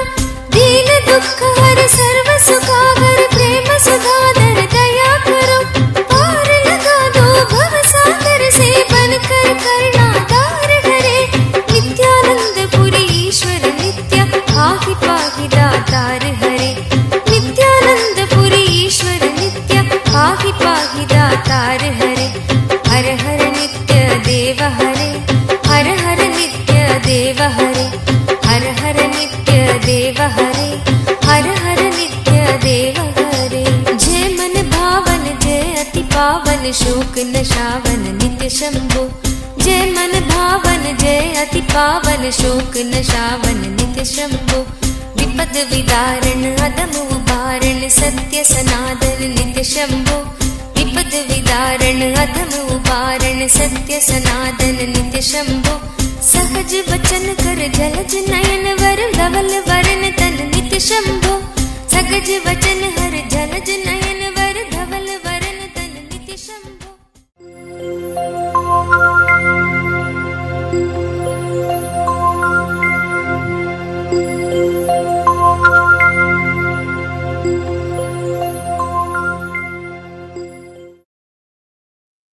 Just connecting to the mother energy of Devi Ganga.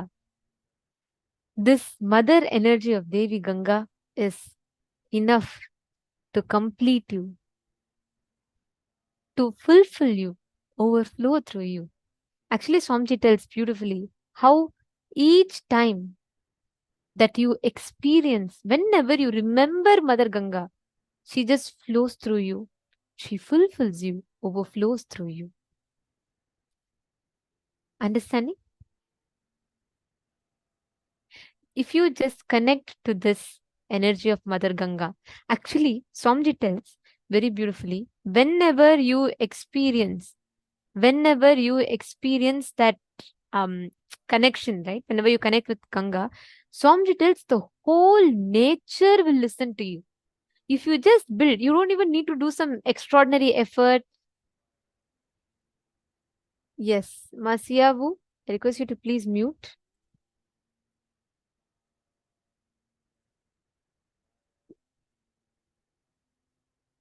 Yes. Sorry for that glitch.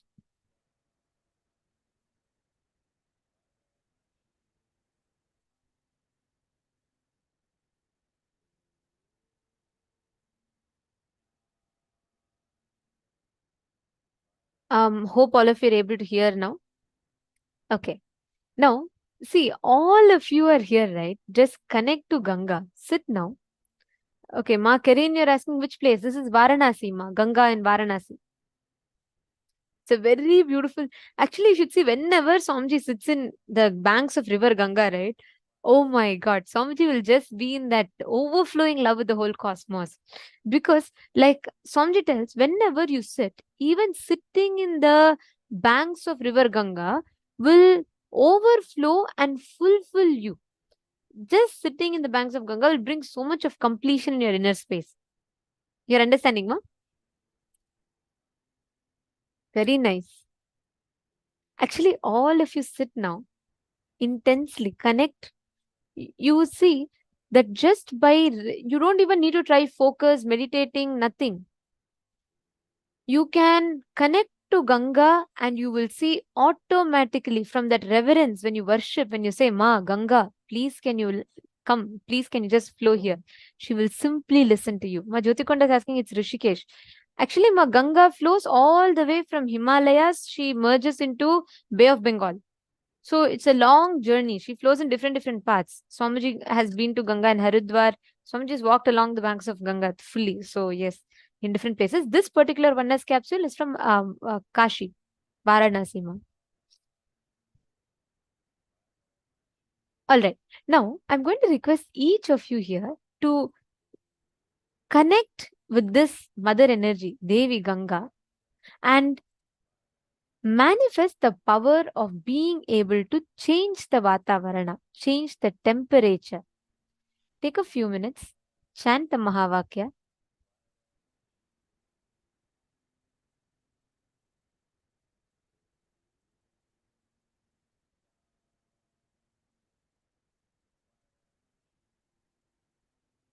And all of you can pick up any one place that you want to manifest the power of bringing rain with and start manifesting the power. Listen, pick any one place. You all can go to the site that I'm going to be showing you all. It's called accuweather.com. And you can choose one place from there and connect to this energy of Devi Ganga. Check the current temperature, measurements of the current temperature. Chant the Mahavakya. You can, from your will, just tell Devi Ganga to actually just connect with that component, mother component, Ganga component. You will start being able to manifest.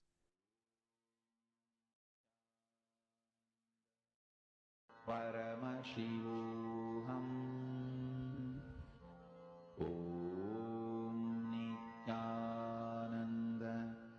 Paramashivoham. Om Nithyananda. Paramashivoham. Om Nithyananda. Paramashivoham.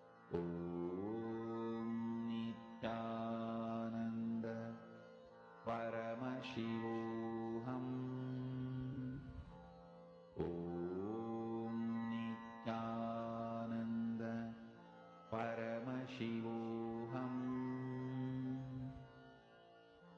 Om Nithyananda Paramashivoham.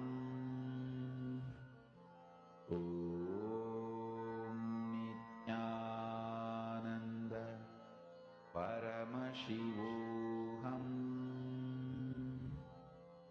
Om Nithyananda Paramashivoham. Om Nithyananda Paramashivoham.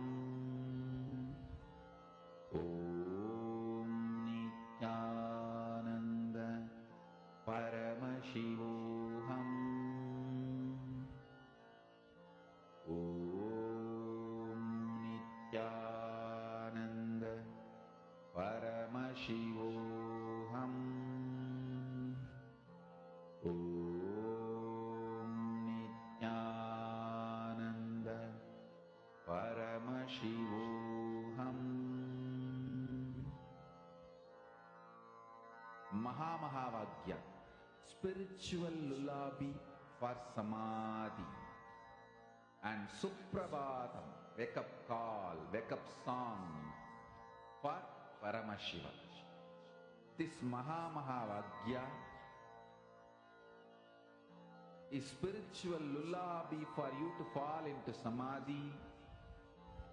Suprabhatam, wake up song for Paramashiva to wake up in you. Just remember this one powerful cognition. This Mahamahāvāgya puts me in samadhi. This is spiritual lullaby for samadhi, and Suprabhatam, wake up song for Paramashiva in me, for Paramashiva to manifest. With this one spiritual powerful cognition, chant this Mahamahāvāgya.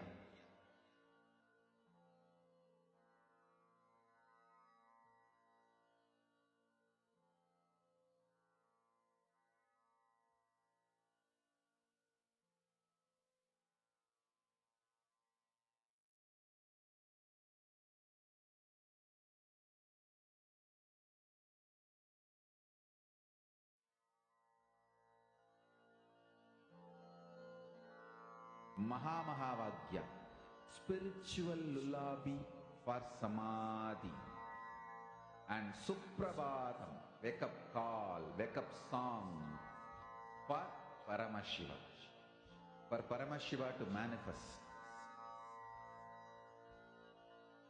With this one spiritual powerful cognition, chant this Mahamahāvāgya. Om Nithyananda Paramashivoham. Om Nithyananda Paramashivoham. Om Nithyananda Paramashivoham. Om Nithyananda Paramashivoham. Om Nithyananda Paramashivoham. Om Nithyananda Paramashivoham. Om Nithyananda Paramashivoham. Om Nithyananda Paramashivoham. Om Nithyananda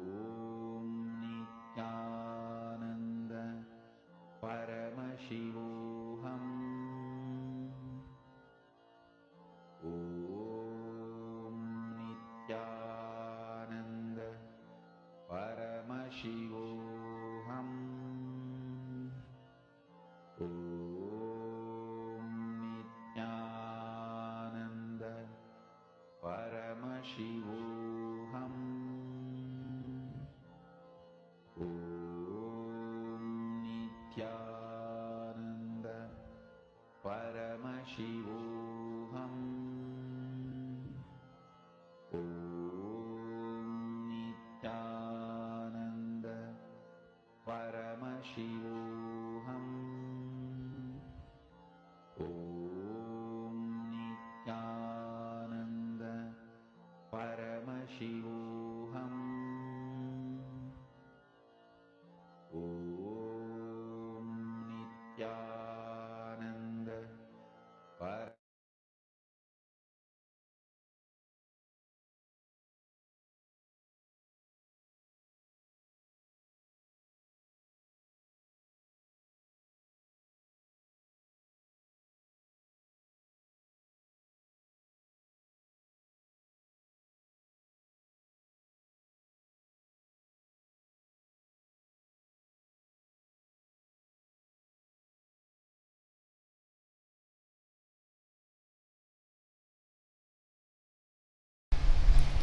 Whether the inner world success or the outer world success, whether Jivan Mukti, living enlightenment, or the outer world success, power, money, whatever you want, happens with one master key: will persistence. Listen, not willpower. Willpower means you try to make a will few times. My health should be like this, my life should be like this, my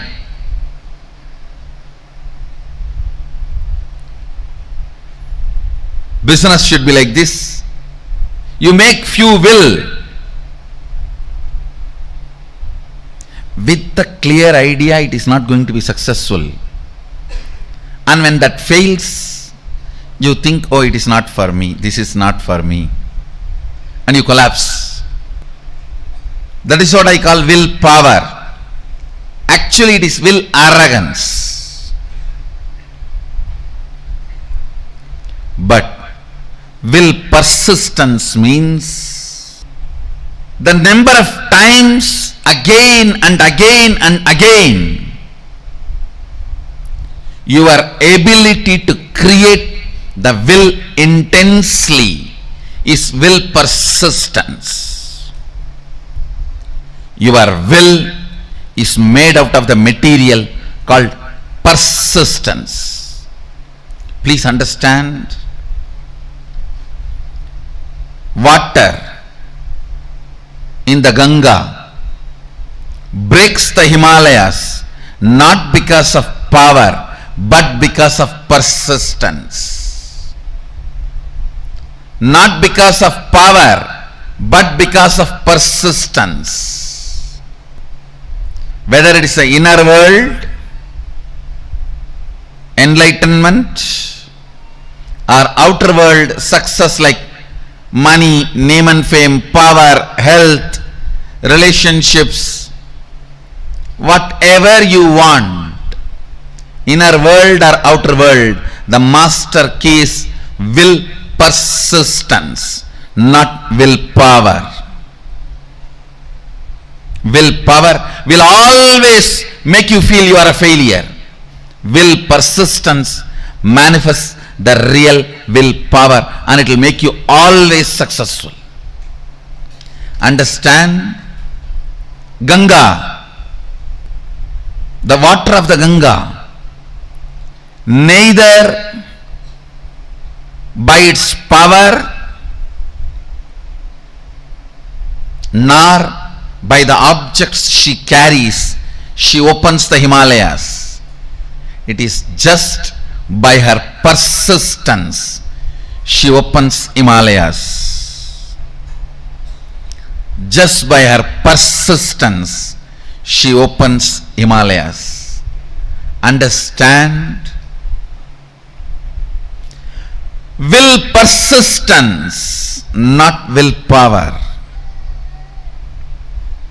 Whenever you use willpower, it has to happen. It has to happen immediately. Always you have the shade. No, if it's not, what will I?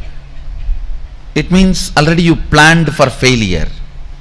And when it collapses, you are confirming this willpower and all is not going to work for you. You don't have, either you don't have willpower, or you feel that will not work for you, or you will feel that is only for others, or you will feel this much only is me, it may be for others. Only when you know the signs, why it works, when it works, and when it does not work, that is the only when you know when it works, when it does not work, why it works, why it does not work, you start living enlightenment. Listen carefully. Will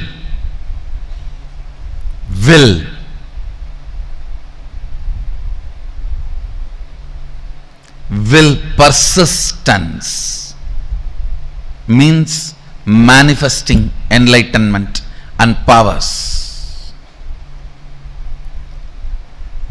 If you decide to persist, that moment power starts manifesting. You don't even need to spend your whole life on persistence. Persistence is your decision without self-doubt. Persistence is your decision to persist. Persistence is your decision to persist and being sure about it.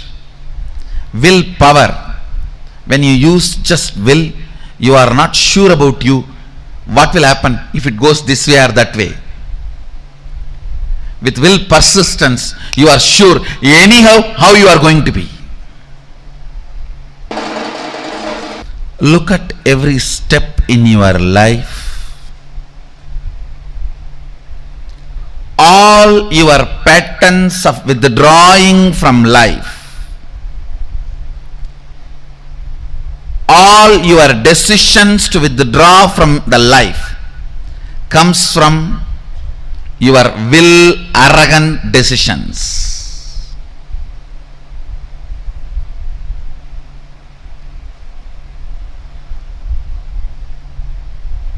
All the life involvement decisions comes from will persistence. I tell you, whether inner world or outer world, life is all about how much you are intensely getting involved. That's all.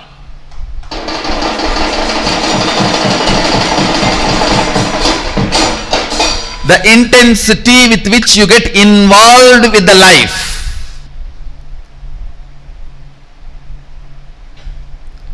Intensity with which you get involved with the life.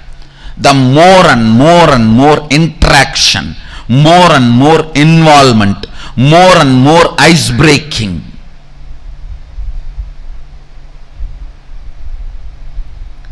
Will persistence is all about life. Life is all about will persistence.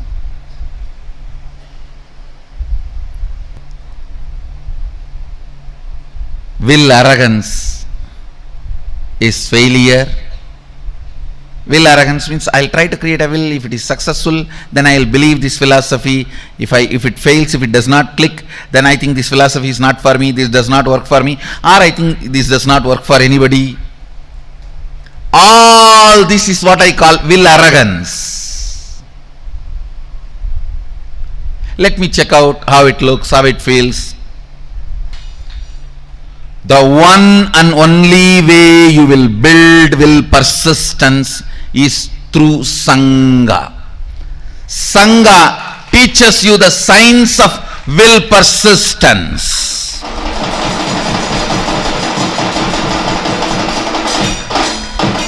I tell you, stupid are those who say, oh, what is there in building temple outside? God is everywhere. And why do you put all your time, energy, money in all this? I tell you, when you build a temple outside,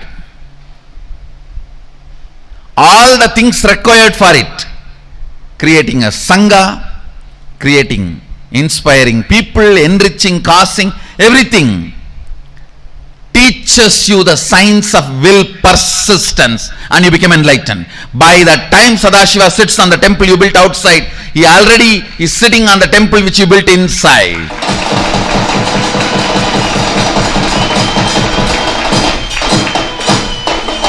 I tell you, anybody wants enlightenment, build a temple, you will have it.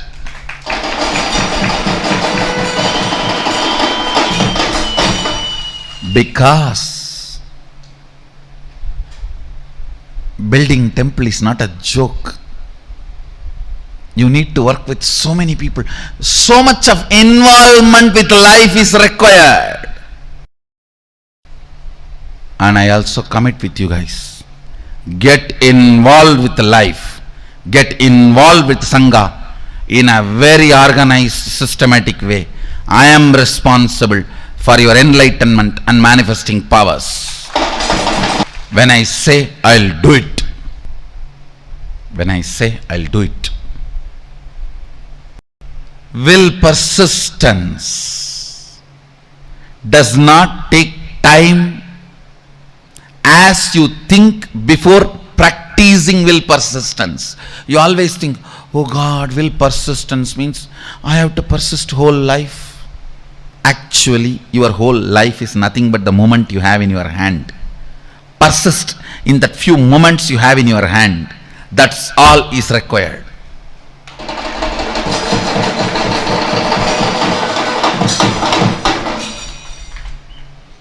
The moment you think of the whole life, it's will arrogance, not will persistence. The moment you decide will persistence, simply you start manifesting Sadashiva.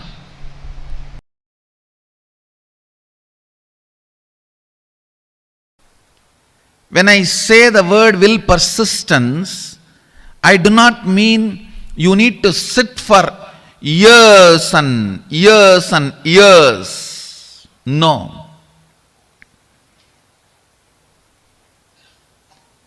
It is a simple decision of more persisting. Listen carefully. Listen. This is the essence of the whole session.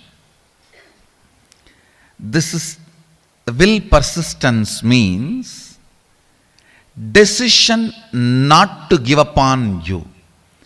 Decision not to give up on your intention to be. Listen.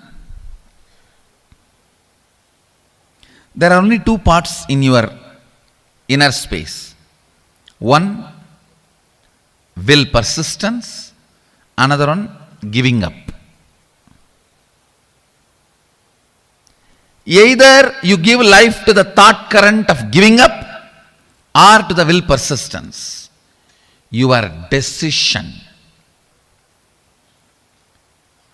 to give life only to will persistence and not to give life to giving up thought current is all I call will persistence. Listen.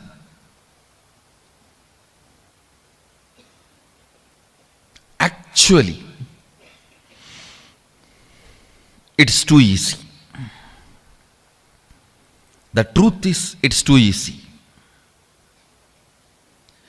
Because you are giving life to giving up thought current, then persistence.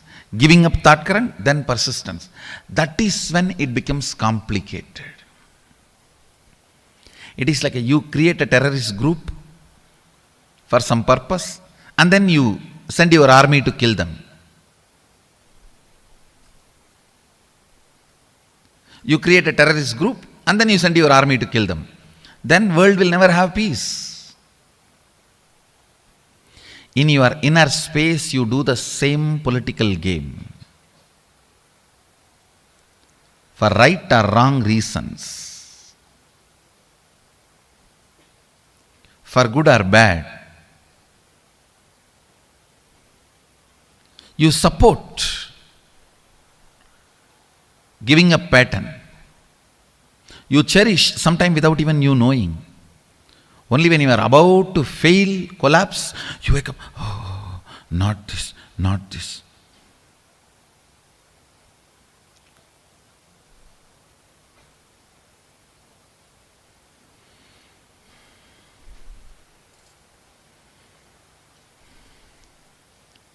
Having an alarm in your life to remind you and hold you without letting you fall is equivalent to having a guru.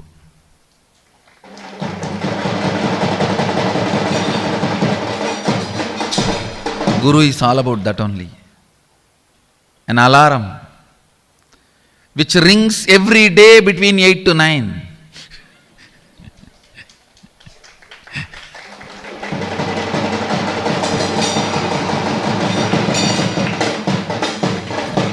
Reminding you constantly not to fall.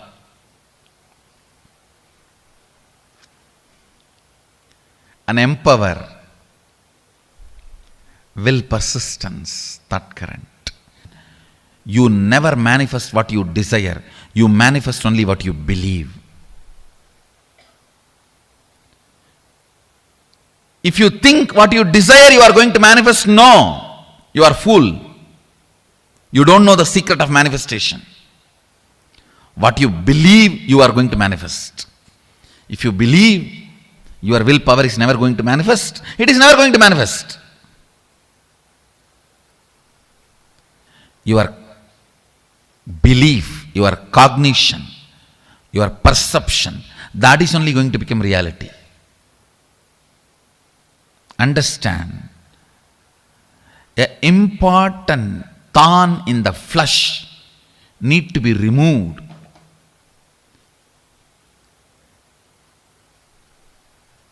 The pain point need to be removed from your inner spaces.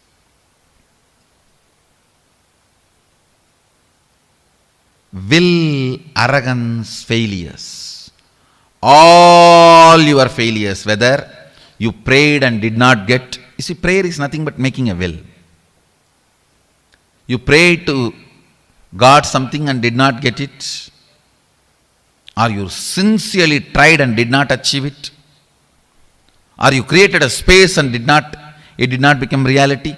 All this and all the pains accumulated around this is all about will arrogance. Listen, it is all about will arrogance.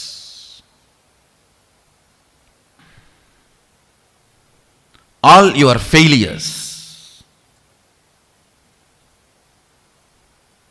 whether you failed in your own sadhana, spiritual practice, or you failed in your prayers, you failed in your efforts, you failed in situations, relationships, life, everything is will arrogance.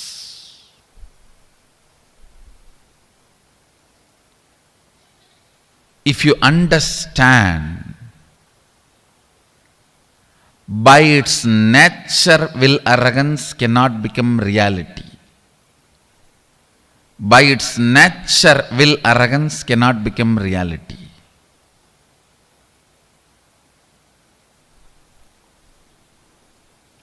Only will persistence can become reality. So much of healing will happen inside you. Today I wanted all of you to do this as an assignment.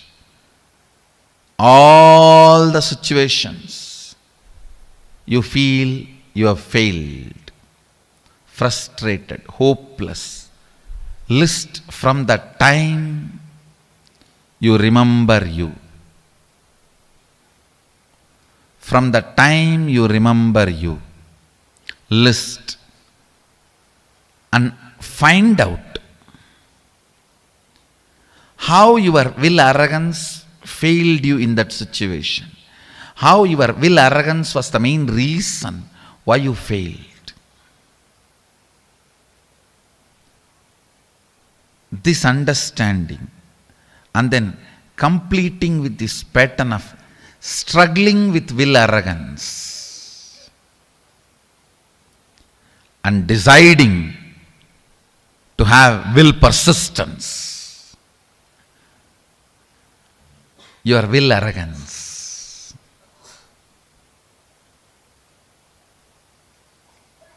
is the source of all the pains.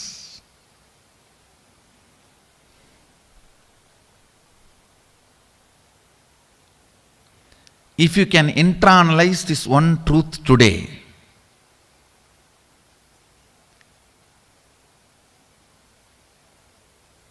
tons of past sufferings will be healed in you.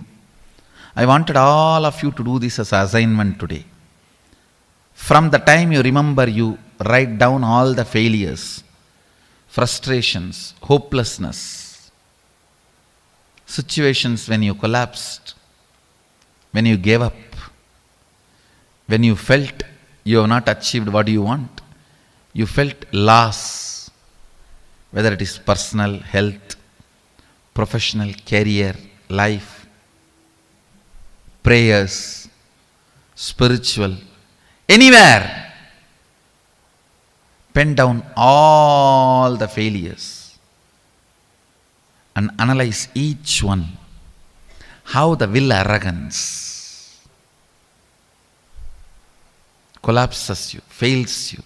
Will arrogance means trying half-heartedly, failing, and then blaming yourself. You can never achieve it. Trying half-heartedly, failing, and blaming yourself, you can never achieve it. Vicious circle is will arrogance. Virtuous circle is will persistence.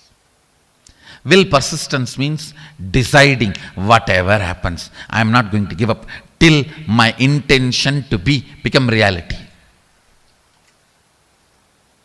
Nothing can stop me. If my intention to be is Shivoham, till that happens, I am not going to give up. I am going to be persisting. The will persistence.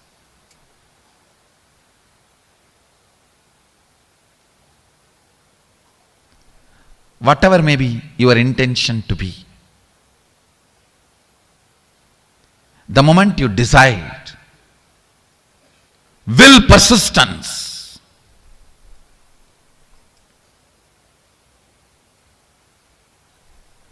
you will see so much of healing, healing, healing, powerfulness, powerfulness, powerfulness.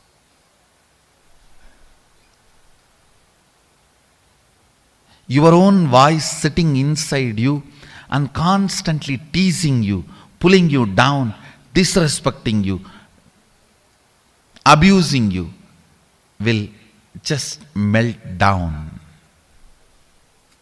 You don't have any other enemy other than your own will arrogance voice from inside.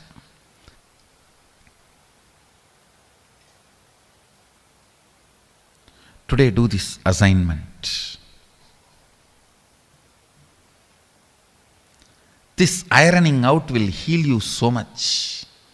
You will be ready to manifest all the experiences and powers of Sadashiva. Align here. Start this assignment today. Start this assignment today. To to complete with all the pains, ideas, neurological, psychological, physiological, physical, hormonal ups and downs you generated in you, which goes on trying to make you believe falsely that you are not your intention to be. Complete all of that.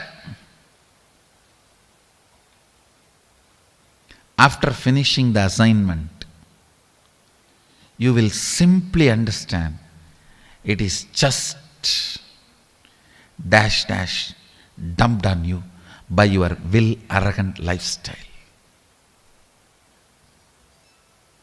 Actually, I want you to do the assignment here. Sit here, and after this session, do the assignment. I'll help you complete here.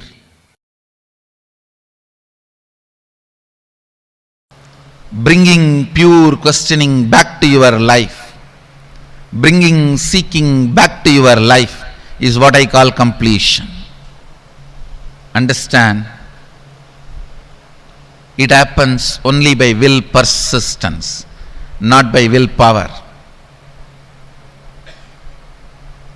Sometimes people come and tell me, oh, 10 years I had persistence. No, you had willpower. Persistence never brings you tiredness and boredom. You never had persistence. It was always will arrogance fighting and failing. Will arrogance fighting and failing. That is why you are feeling tired and bored. That is not persistence. That is will arrogance.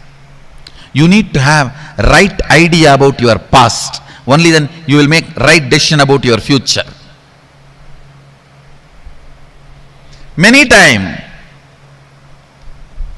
the tug of war which you continue to have with your will arrogance, you call it as will persistence. No. Will persistence is different. Will arrogance is different. In will arrogance, every time you only fall into powerlessness and repeat the same stupid cycle. In will persistence, every time you are one step ahead. You are one step ahead. You are one step ahead. So you will never be bored. You will never be tired. Tiredness and boredom is the quality of will arrogance, not the quality of will persistence. Will persistence never brings powerlessness about you or about others. Will arrogance always brings tiredness, anger towards you and others. Will arrogance is different. Will persistence is different. Will persistence becomes will power, not will arrogance. Will arrogance becomes only will failure. Will persistence becomes will power. Will arrogance becomes only will failure. Will persistence suddenly makes you young and you start from the beginning. Come on, start 1, 2, 3.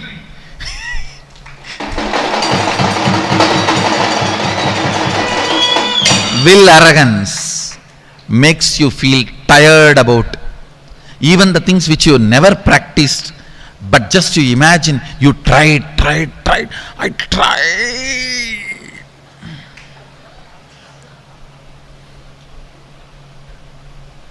It means you just need kadka pudi. I tried. It is not coming. Will arrogance is different. Will persistence is different. Persist. Persist. Persist. Naham manye suveteti. Nona veteti vetacha. Yonastat veda tatveda nona vedeti vedacha. You may know something, you may not know something. Knowing what you know and knowing what you don't know is itself knowledge. will persistence, will persistence, will persistence.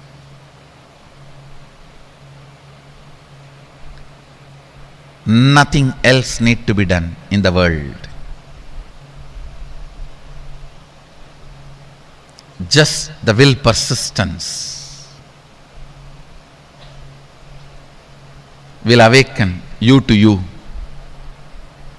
will raise you to you, will make you realize you to you. Naham manye suvedeti nona vedeti vedacha yonastat vedatat veda nona vedeti vedacha. More and more things you embody, more and more you will know. More and more will persistence happens. More and more will arrogance gets completed. That's all is the essence of life. That's all is the essence of life.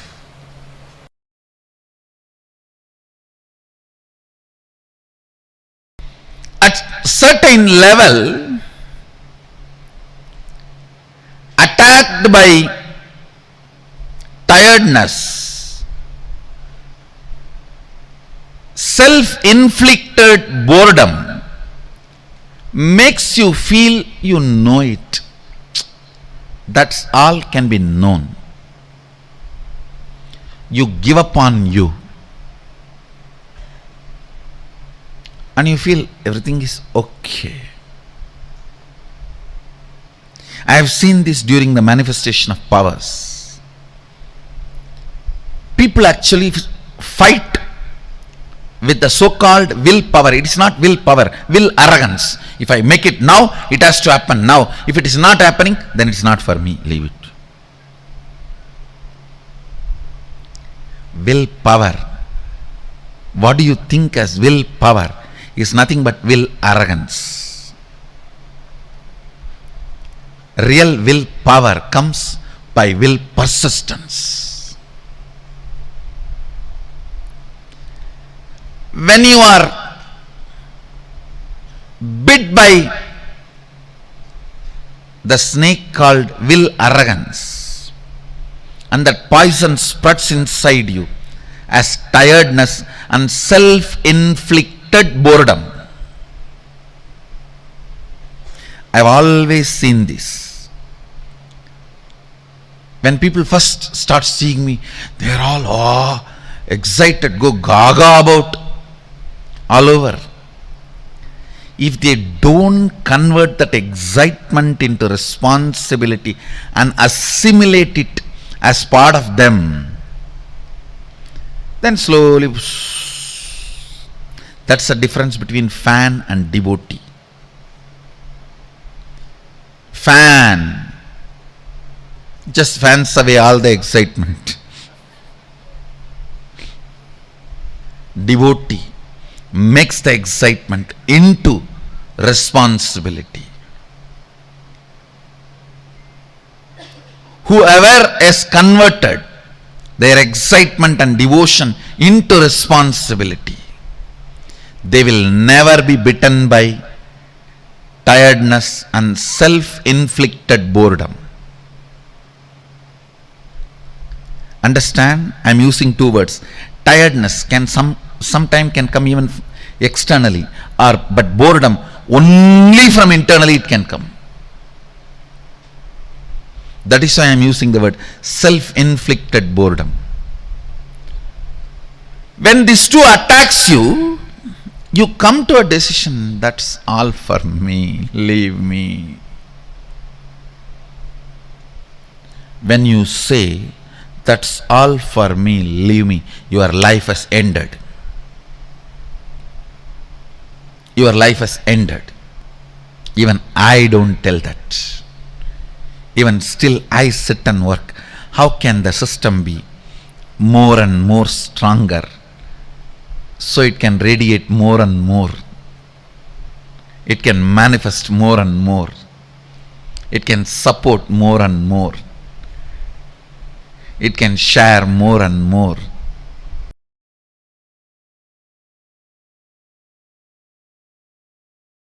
Intense will persistence raises you from your Jakrat, wakeful state, to awakened state, from awakened state to alive state. There are 5 states of consciousness. Waking state, which all of you are now in. Above this state is awakened state, Turiya. Alive state, Turiyatita. Below the waking state is dream state and deep sleep state. Listen. Waking state. Jakrat.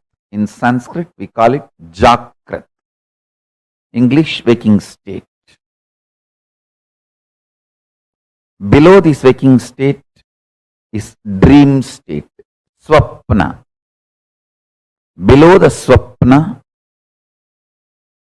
deep sleep state, Sushupti. Sushupti, deep sleep. Swapna, dream. Jakrat, waking state. Turiya, awakened state. Turiyatita, alive state. These 5 layers are 5 levels of states of your consciousness.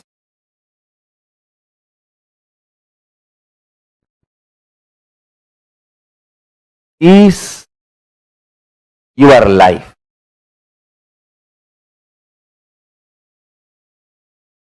Intensity, intensely awakened state,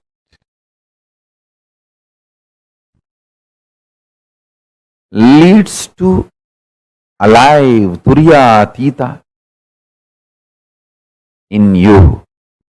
I tell you, neither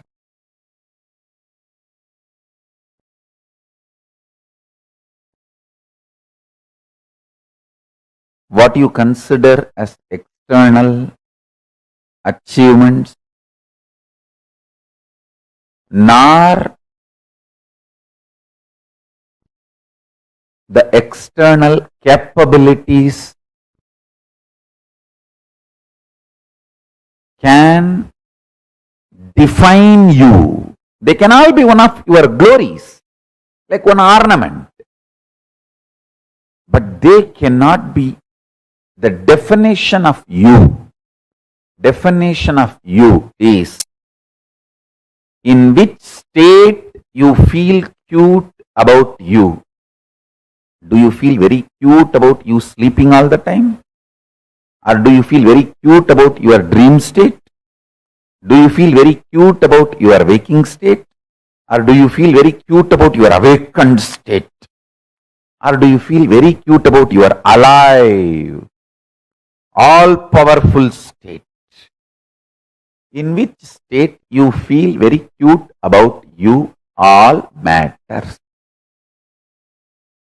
Stop wasting your energy in making others feel cute about you. Understand, the whole world is stupid, dash, dash, dash, frustrated, beep, beep, beep, beep, beep, beep, beep, beep. Understand? Nobody feels cute even about themselves. Why will they feel cute about you? Just dump the shit of putting your energy and attention, time, treasure, talent in making others feel cute about you. Pooh.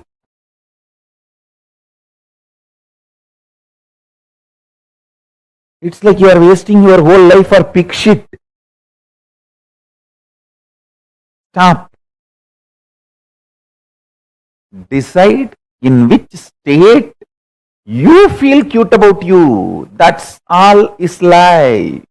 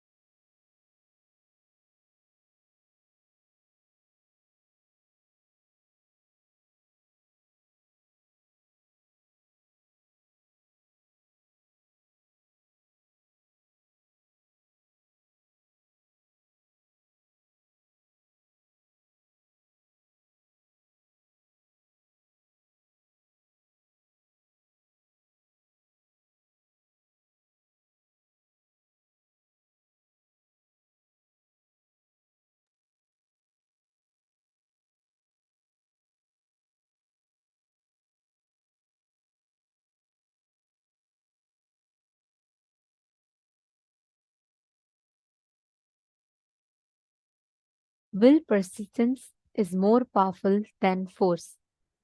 Swamiji revealed, literally summed up the whole essence of life for all of us. How our will persistence is more powerful than force. Swamiji revealed, right? How Ganga does not break Himalaya by her power, not by her might. She breaks it by her persistence. She doesn't break it because of force, but because of will persistence. See, will persistence is nothing but your decision without self-doubt. Any decision without self-doubt is your will persistence. When you decide, even the cosmos has to listen to your will. Can I request each of you to post what you understood as will persistence? Nithyanandam, this is a very important session. So can I request each of you to post? What did you understand as will persistence? Come on, Ma Agama Priya, Ma Itsk, and we have Madonna, Ma Ankita. Where is Anisha?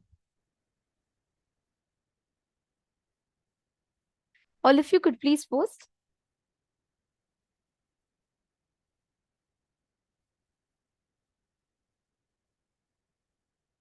What is will persistence according to you? What do you understand as will persistence? Because it is important that we cognize this truth. The way you see life, the way you perceive, cognize, experience life, it changes completely simply just by your understanding, just by you cognizing will persistence. You understanding the principle of will persistence, you can win the whole game of life. Ma Vimla is saying the ability to remain focused and sustain a goal without giving into incompletions. Beautiful. More than that, Ma, will persistence is your ability to take decisions without self-doubt. It doesn't even mean you have to keep doing. Of course, one of the meaning is that. But it is not about the action, but about the thought current. Means, for example, let's say the first time you're stepping into your putting a startup, you have the will, like you have such a strong desire to become a millionaire. Even after 10 times you fail, the intention to be a millionaire should be the same, as strong as how it was in the beginning. Your intention not getting impacted by the ups and downs of life is will persistence. Means whether you can fail 10 times, but your intention should be as strong as it was the first time. You may not be able to manifest everything correctly the very first time, but your intention, your ability to decide, your decision making mechanism should be with the same strength as you did the first time. That is will persistence. Most of the times, we beat up our individual self without understanding, without experiencing, cognizing what is the exact situation, what is the exact reality in front of us. We're so busy with our own assumptions of reality, and we operate in life out of that. Catching yourself from that and operating with the right powerful cognition is will persistence. Catching it? Yes, ma forum limaye. That's right. When you're not tired by life, you're will persistent. Which means, let's say you have the intention to be Sarvajñapita Yajaman. You may try 10 times, you may not manifest a single penny, but even 5 years later, your intention should have the same vigor and strength. Without giving up, without letting the incompletion of, oh, all these years I tried, so it's not really happening. So let's see, if I can do, I will do. That is not will persistence. Your intention, the strength of your intention, not changing based on situation, is will persistence. This one truth that Swamiji has revealed, will persistence is made of bliss material. Only happy people can be successful people. If you are sad and depressed in life, you can never be successful. Sick, depressed, sad people can never be successful in life. Sickness is not physical sickness, your mental sickness. There are so many people who will have physical disabilities, but they have achieved amazing feats in their life. How? It is not about the physical sickness. It is about the mental sickness. Means many people have all the things needed in life. They have wealth, they have time, they have knowledge. But just because their inner space is not ready to take on responsibility, they skip taking responsibility. See, will arrogance and will persistence have different qualities. You will see many times the decisions that we make in life are out of will arrogance, not will persistence. Like, for example, tiredness is will arrogance, youthfulness is will persistence, boredom is will arrogance, energy to restart, to manifest, to claim, manifest the reality whenever you want is will persistence. Powerlessness and self-doubt about yourself is will arrogance. Powerfulness and your experiencing completion with yourself and others is will persistence. Anger towards self is will arrogance. Immense love towards self and life is will persistence. Now, I request each of you to take a few minutes and you're going to be writing down all the situations in life where you took a decision. Let's say you decided, this time I really want to be successful in business. You take a step, but you felt frustrated because the business never took off well. Take a few minutes, write down all failures that you experienced in life. You can just do it for yourself. Please write it down. You don't even need to show or post it in the chat.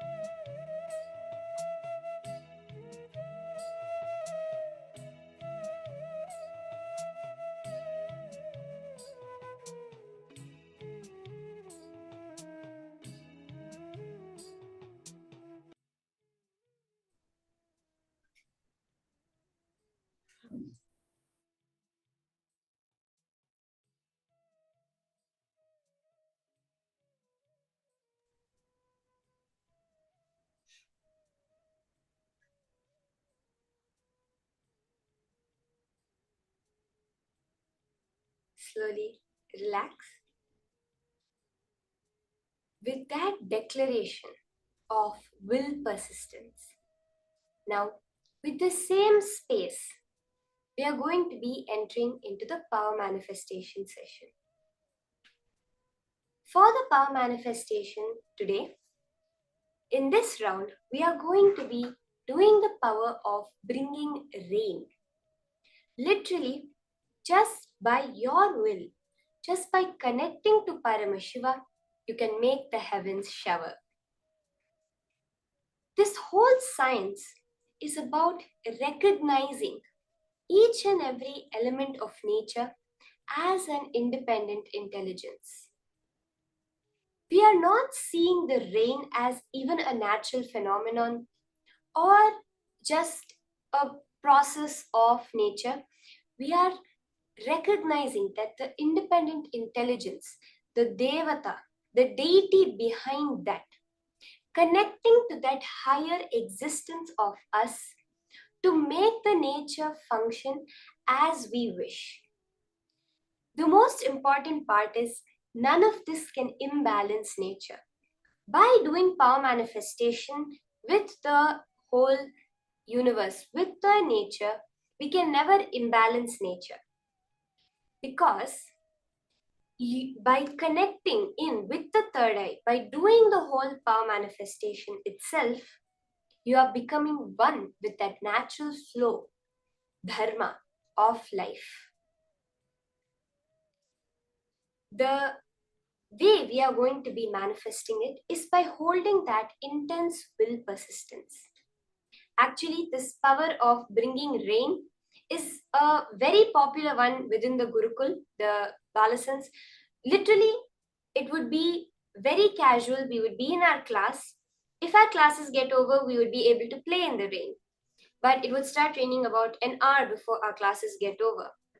So then immediately we would just say, "Oh, Varuna Deva, Indra Deva, please, 1 hour delay, we need to go play. We want to come and play in the rain with you. But we are in the middle of class." And that instant it will stop showering. Exactly an hour later, as the bell for our class rings, it will start raining again. So that was the way we connect with nature when you're in that space of oneness with the whole. All manifestation happens so simply. Let us see the pramanas, the Shastra pramana, for this power of bringing down the rain. All these pramanas are direct revelations from Paramashiva himself for giving us the clear-cut science how to manifest powers.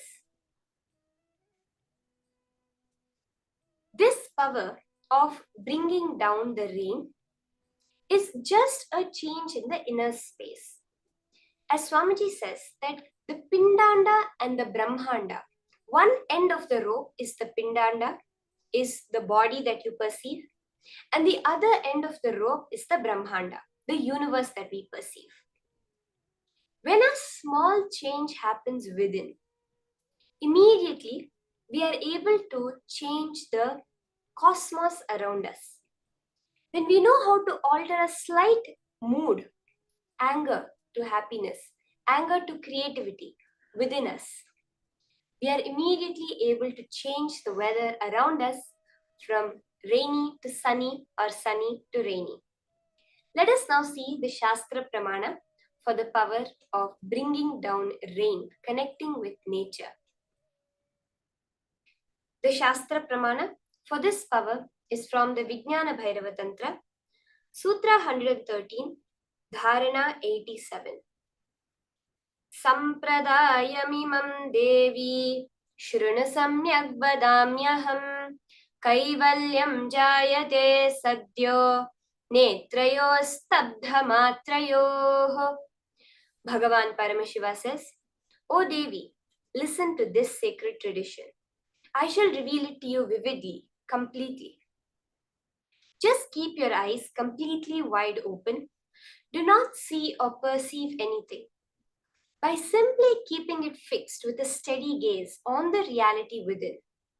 By this, the state of aloneness, kaivalya, the oneness that expresses as extraordinary powers, and experiences will occur immediately.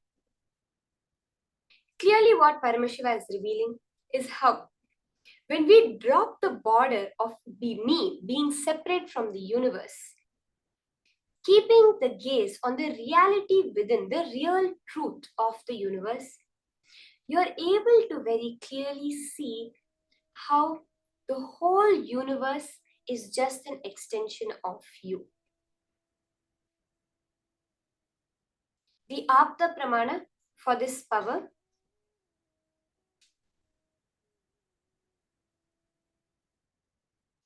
we see very clearly from the life of Savitri, which Swamiji will be narrating to us now.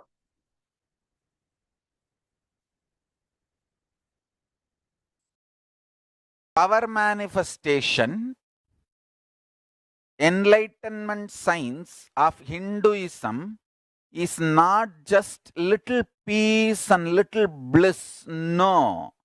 It gives you tremendous peace and tremendous bliss, no doubt. But the conscious science of Hinduism is playing with the reality.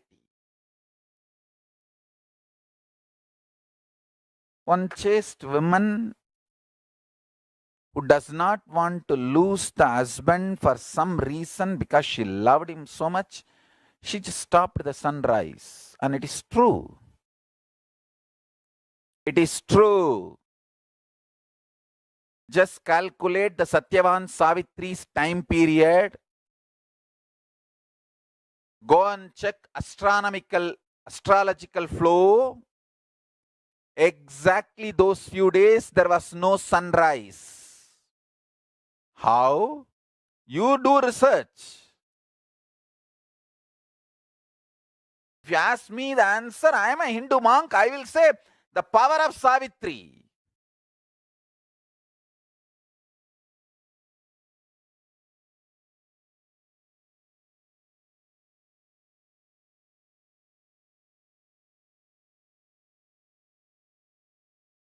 You can try to find out whether there was any huge dust cloud formed between earth and sun, so the sun rays did not reach the earth. Whatever, you do all that research. But I tell you, it happened. It is a fact. It's a reality.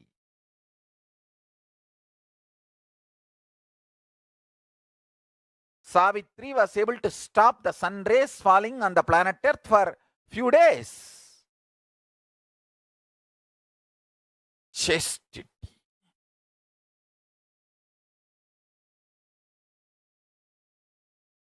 Thiruvalluvar, the great Shaiva saint, says, Devam Thoral Korunan Thozhuzhezhuvazh Peyyana Peyyum Mazhai.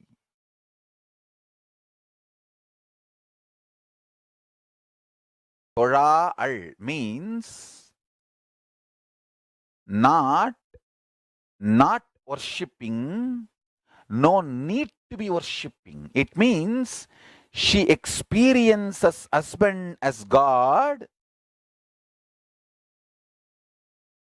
so strongly. She is connected with the Paramashiva component of her husband, the conscious component of her husband. She does not feel the need to worship any other god separately. That kind of a strong, chaste woman, Peyyana Peyyum Mazhai. When she says shower, rain showers, nature listens.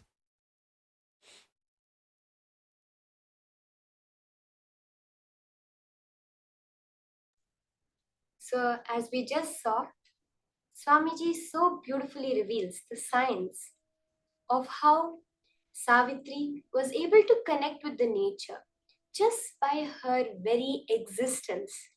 The one command she gave, the sun did not rise. The same way Swamiji has demonstrated in his own life during the program where a festival was supposed to happen and Swamiji stopped the sunrise, delayed the sunrise by almost 40 minutes. Let us listen to this incident also from Swamiji's own mouth.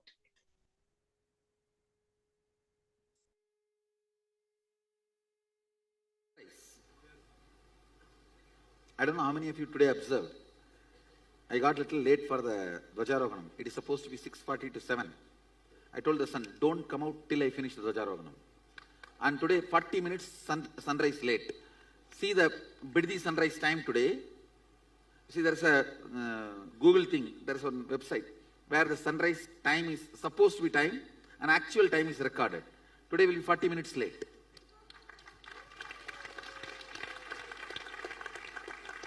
You want to see? It was actually only after I came out, finishing the Dvajarohanam, sun was even seen in the east. Not because of cloud. Cloud means he will be seen higher.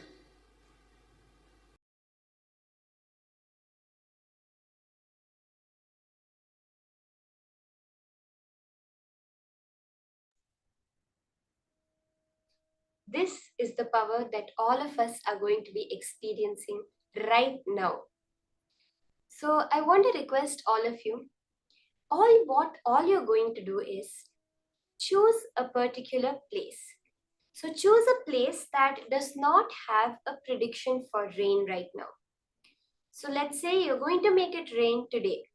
So choose a place that does not have any forecast for rain by any weather forecasting thing and any weather forecasting website, and you're going to be creating rain in that place. You can do it in the place you are right now, or you can connect to another place.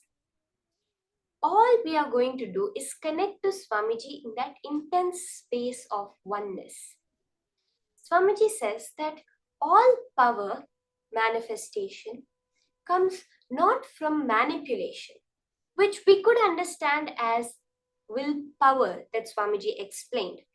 You do it just with the idea of, okay, 2 times it didn't happen means it's not possible for me. Do it from the space of will persistence, which is oneness with everything around you. Swamiji has said that it will happen, so it has to happen. It is happening, whether I'm seeing it or not. Okay? So are we all ready to get into the power manifestation? Start with opening up the AccuWeather website. You can go to www.accuweather.com and type in a certain country. You can take a screenshot of the screen with the current weather prediction, weather forecast. So if at all you have chosen a place where it happens to be raining right now, you could stop the rain also. But for this round, let us do it with bringing rain. So choose a country that does not have a weather forecast. If you have a friend or someone you know living there, you could even ask them to take a picture outside their window to make it even more verifiable and such that you really see, oh my God, oh my Paramashiva, the manifestation is really happening. Okay? So choose the country, take a screenshot of the weather prediction for that area. Sit, intensely connect to Swamiji in the space of oneness, as Paramashiva revealed in the Shastra Pramana. Let your gaze and your mind be completely steady within your inner space.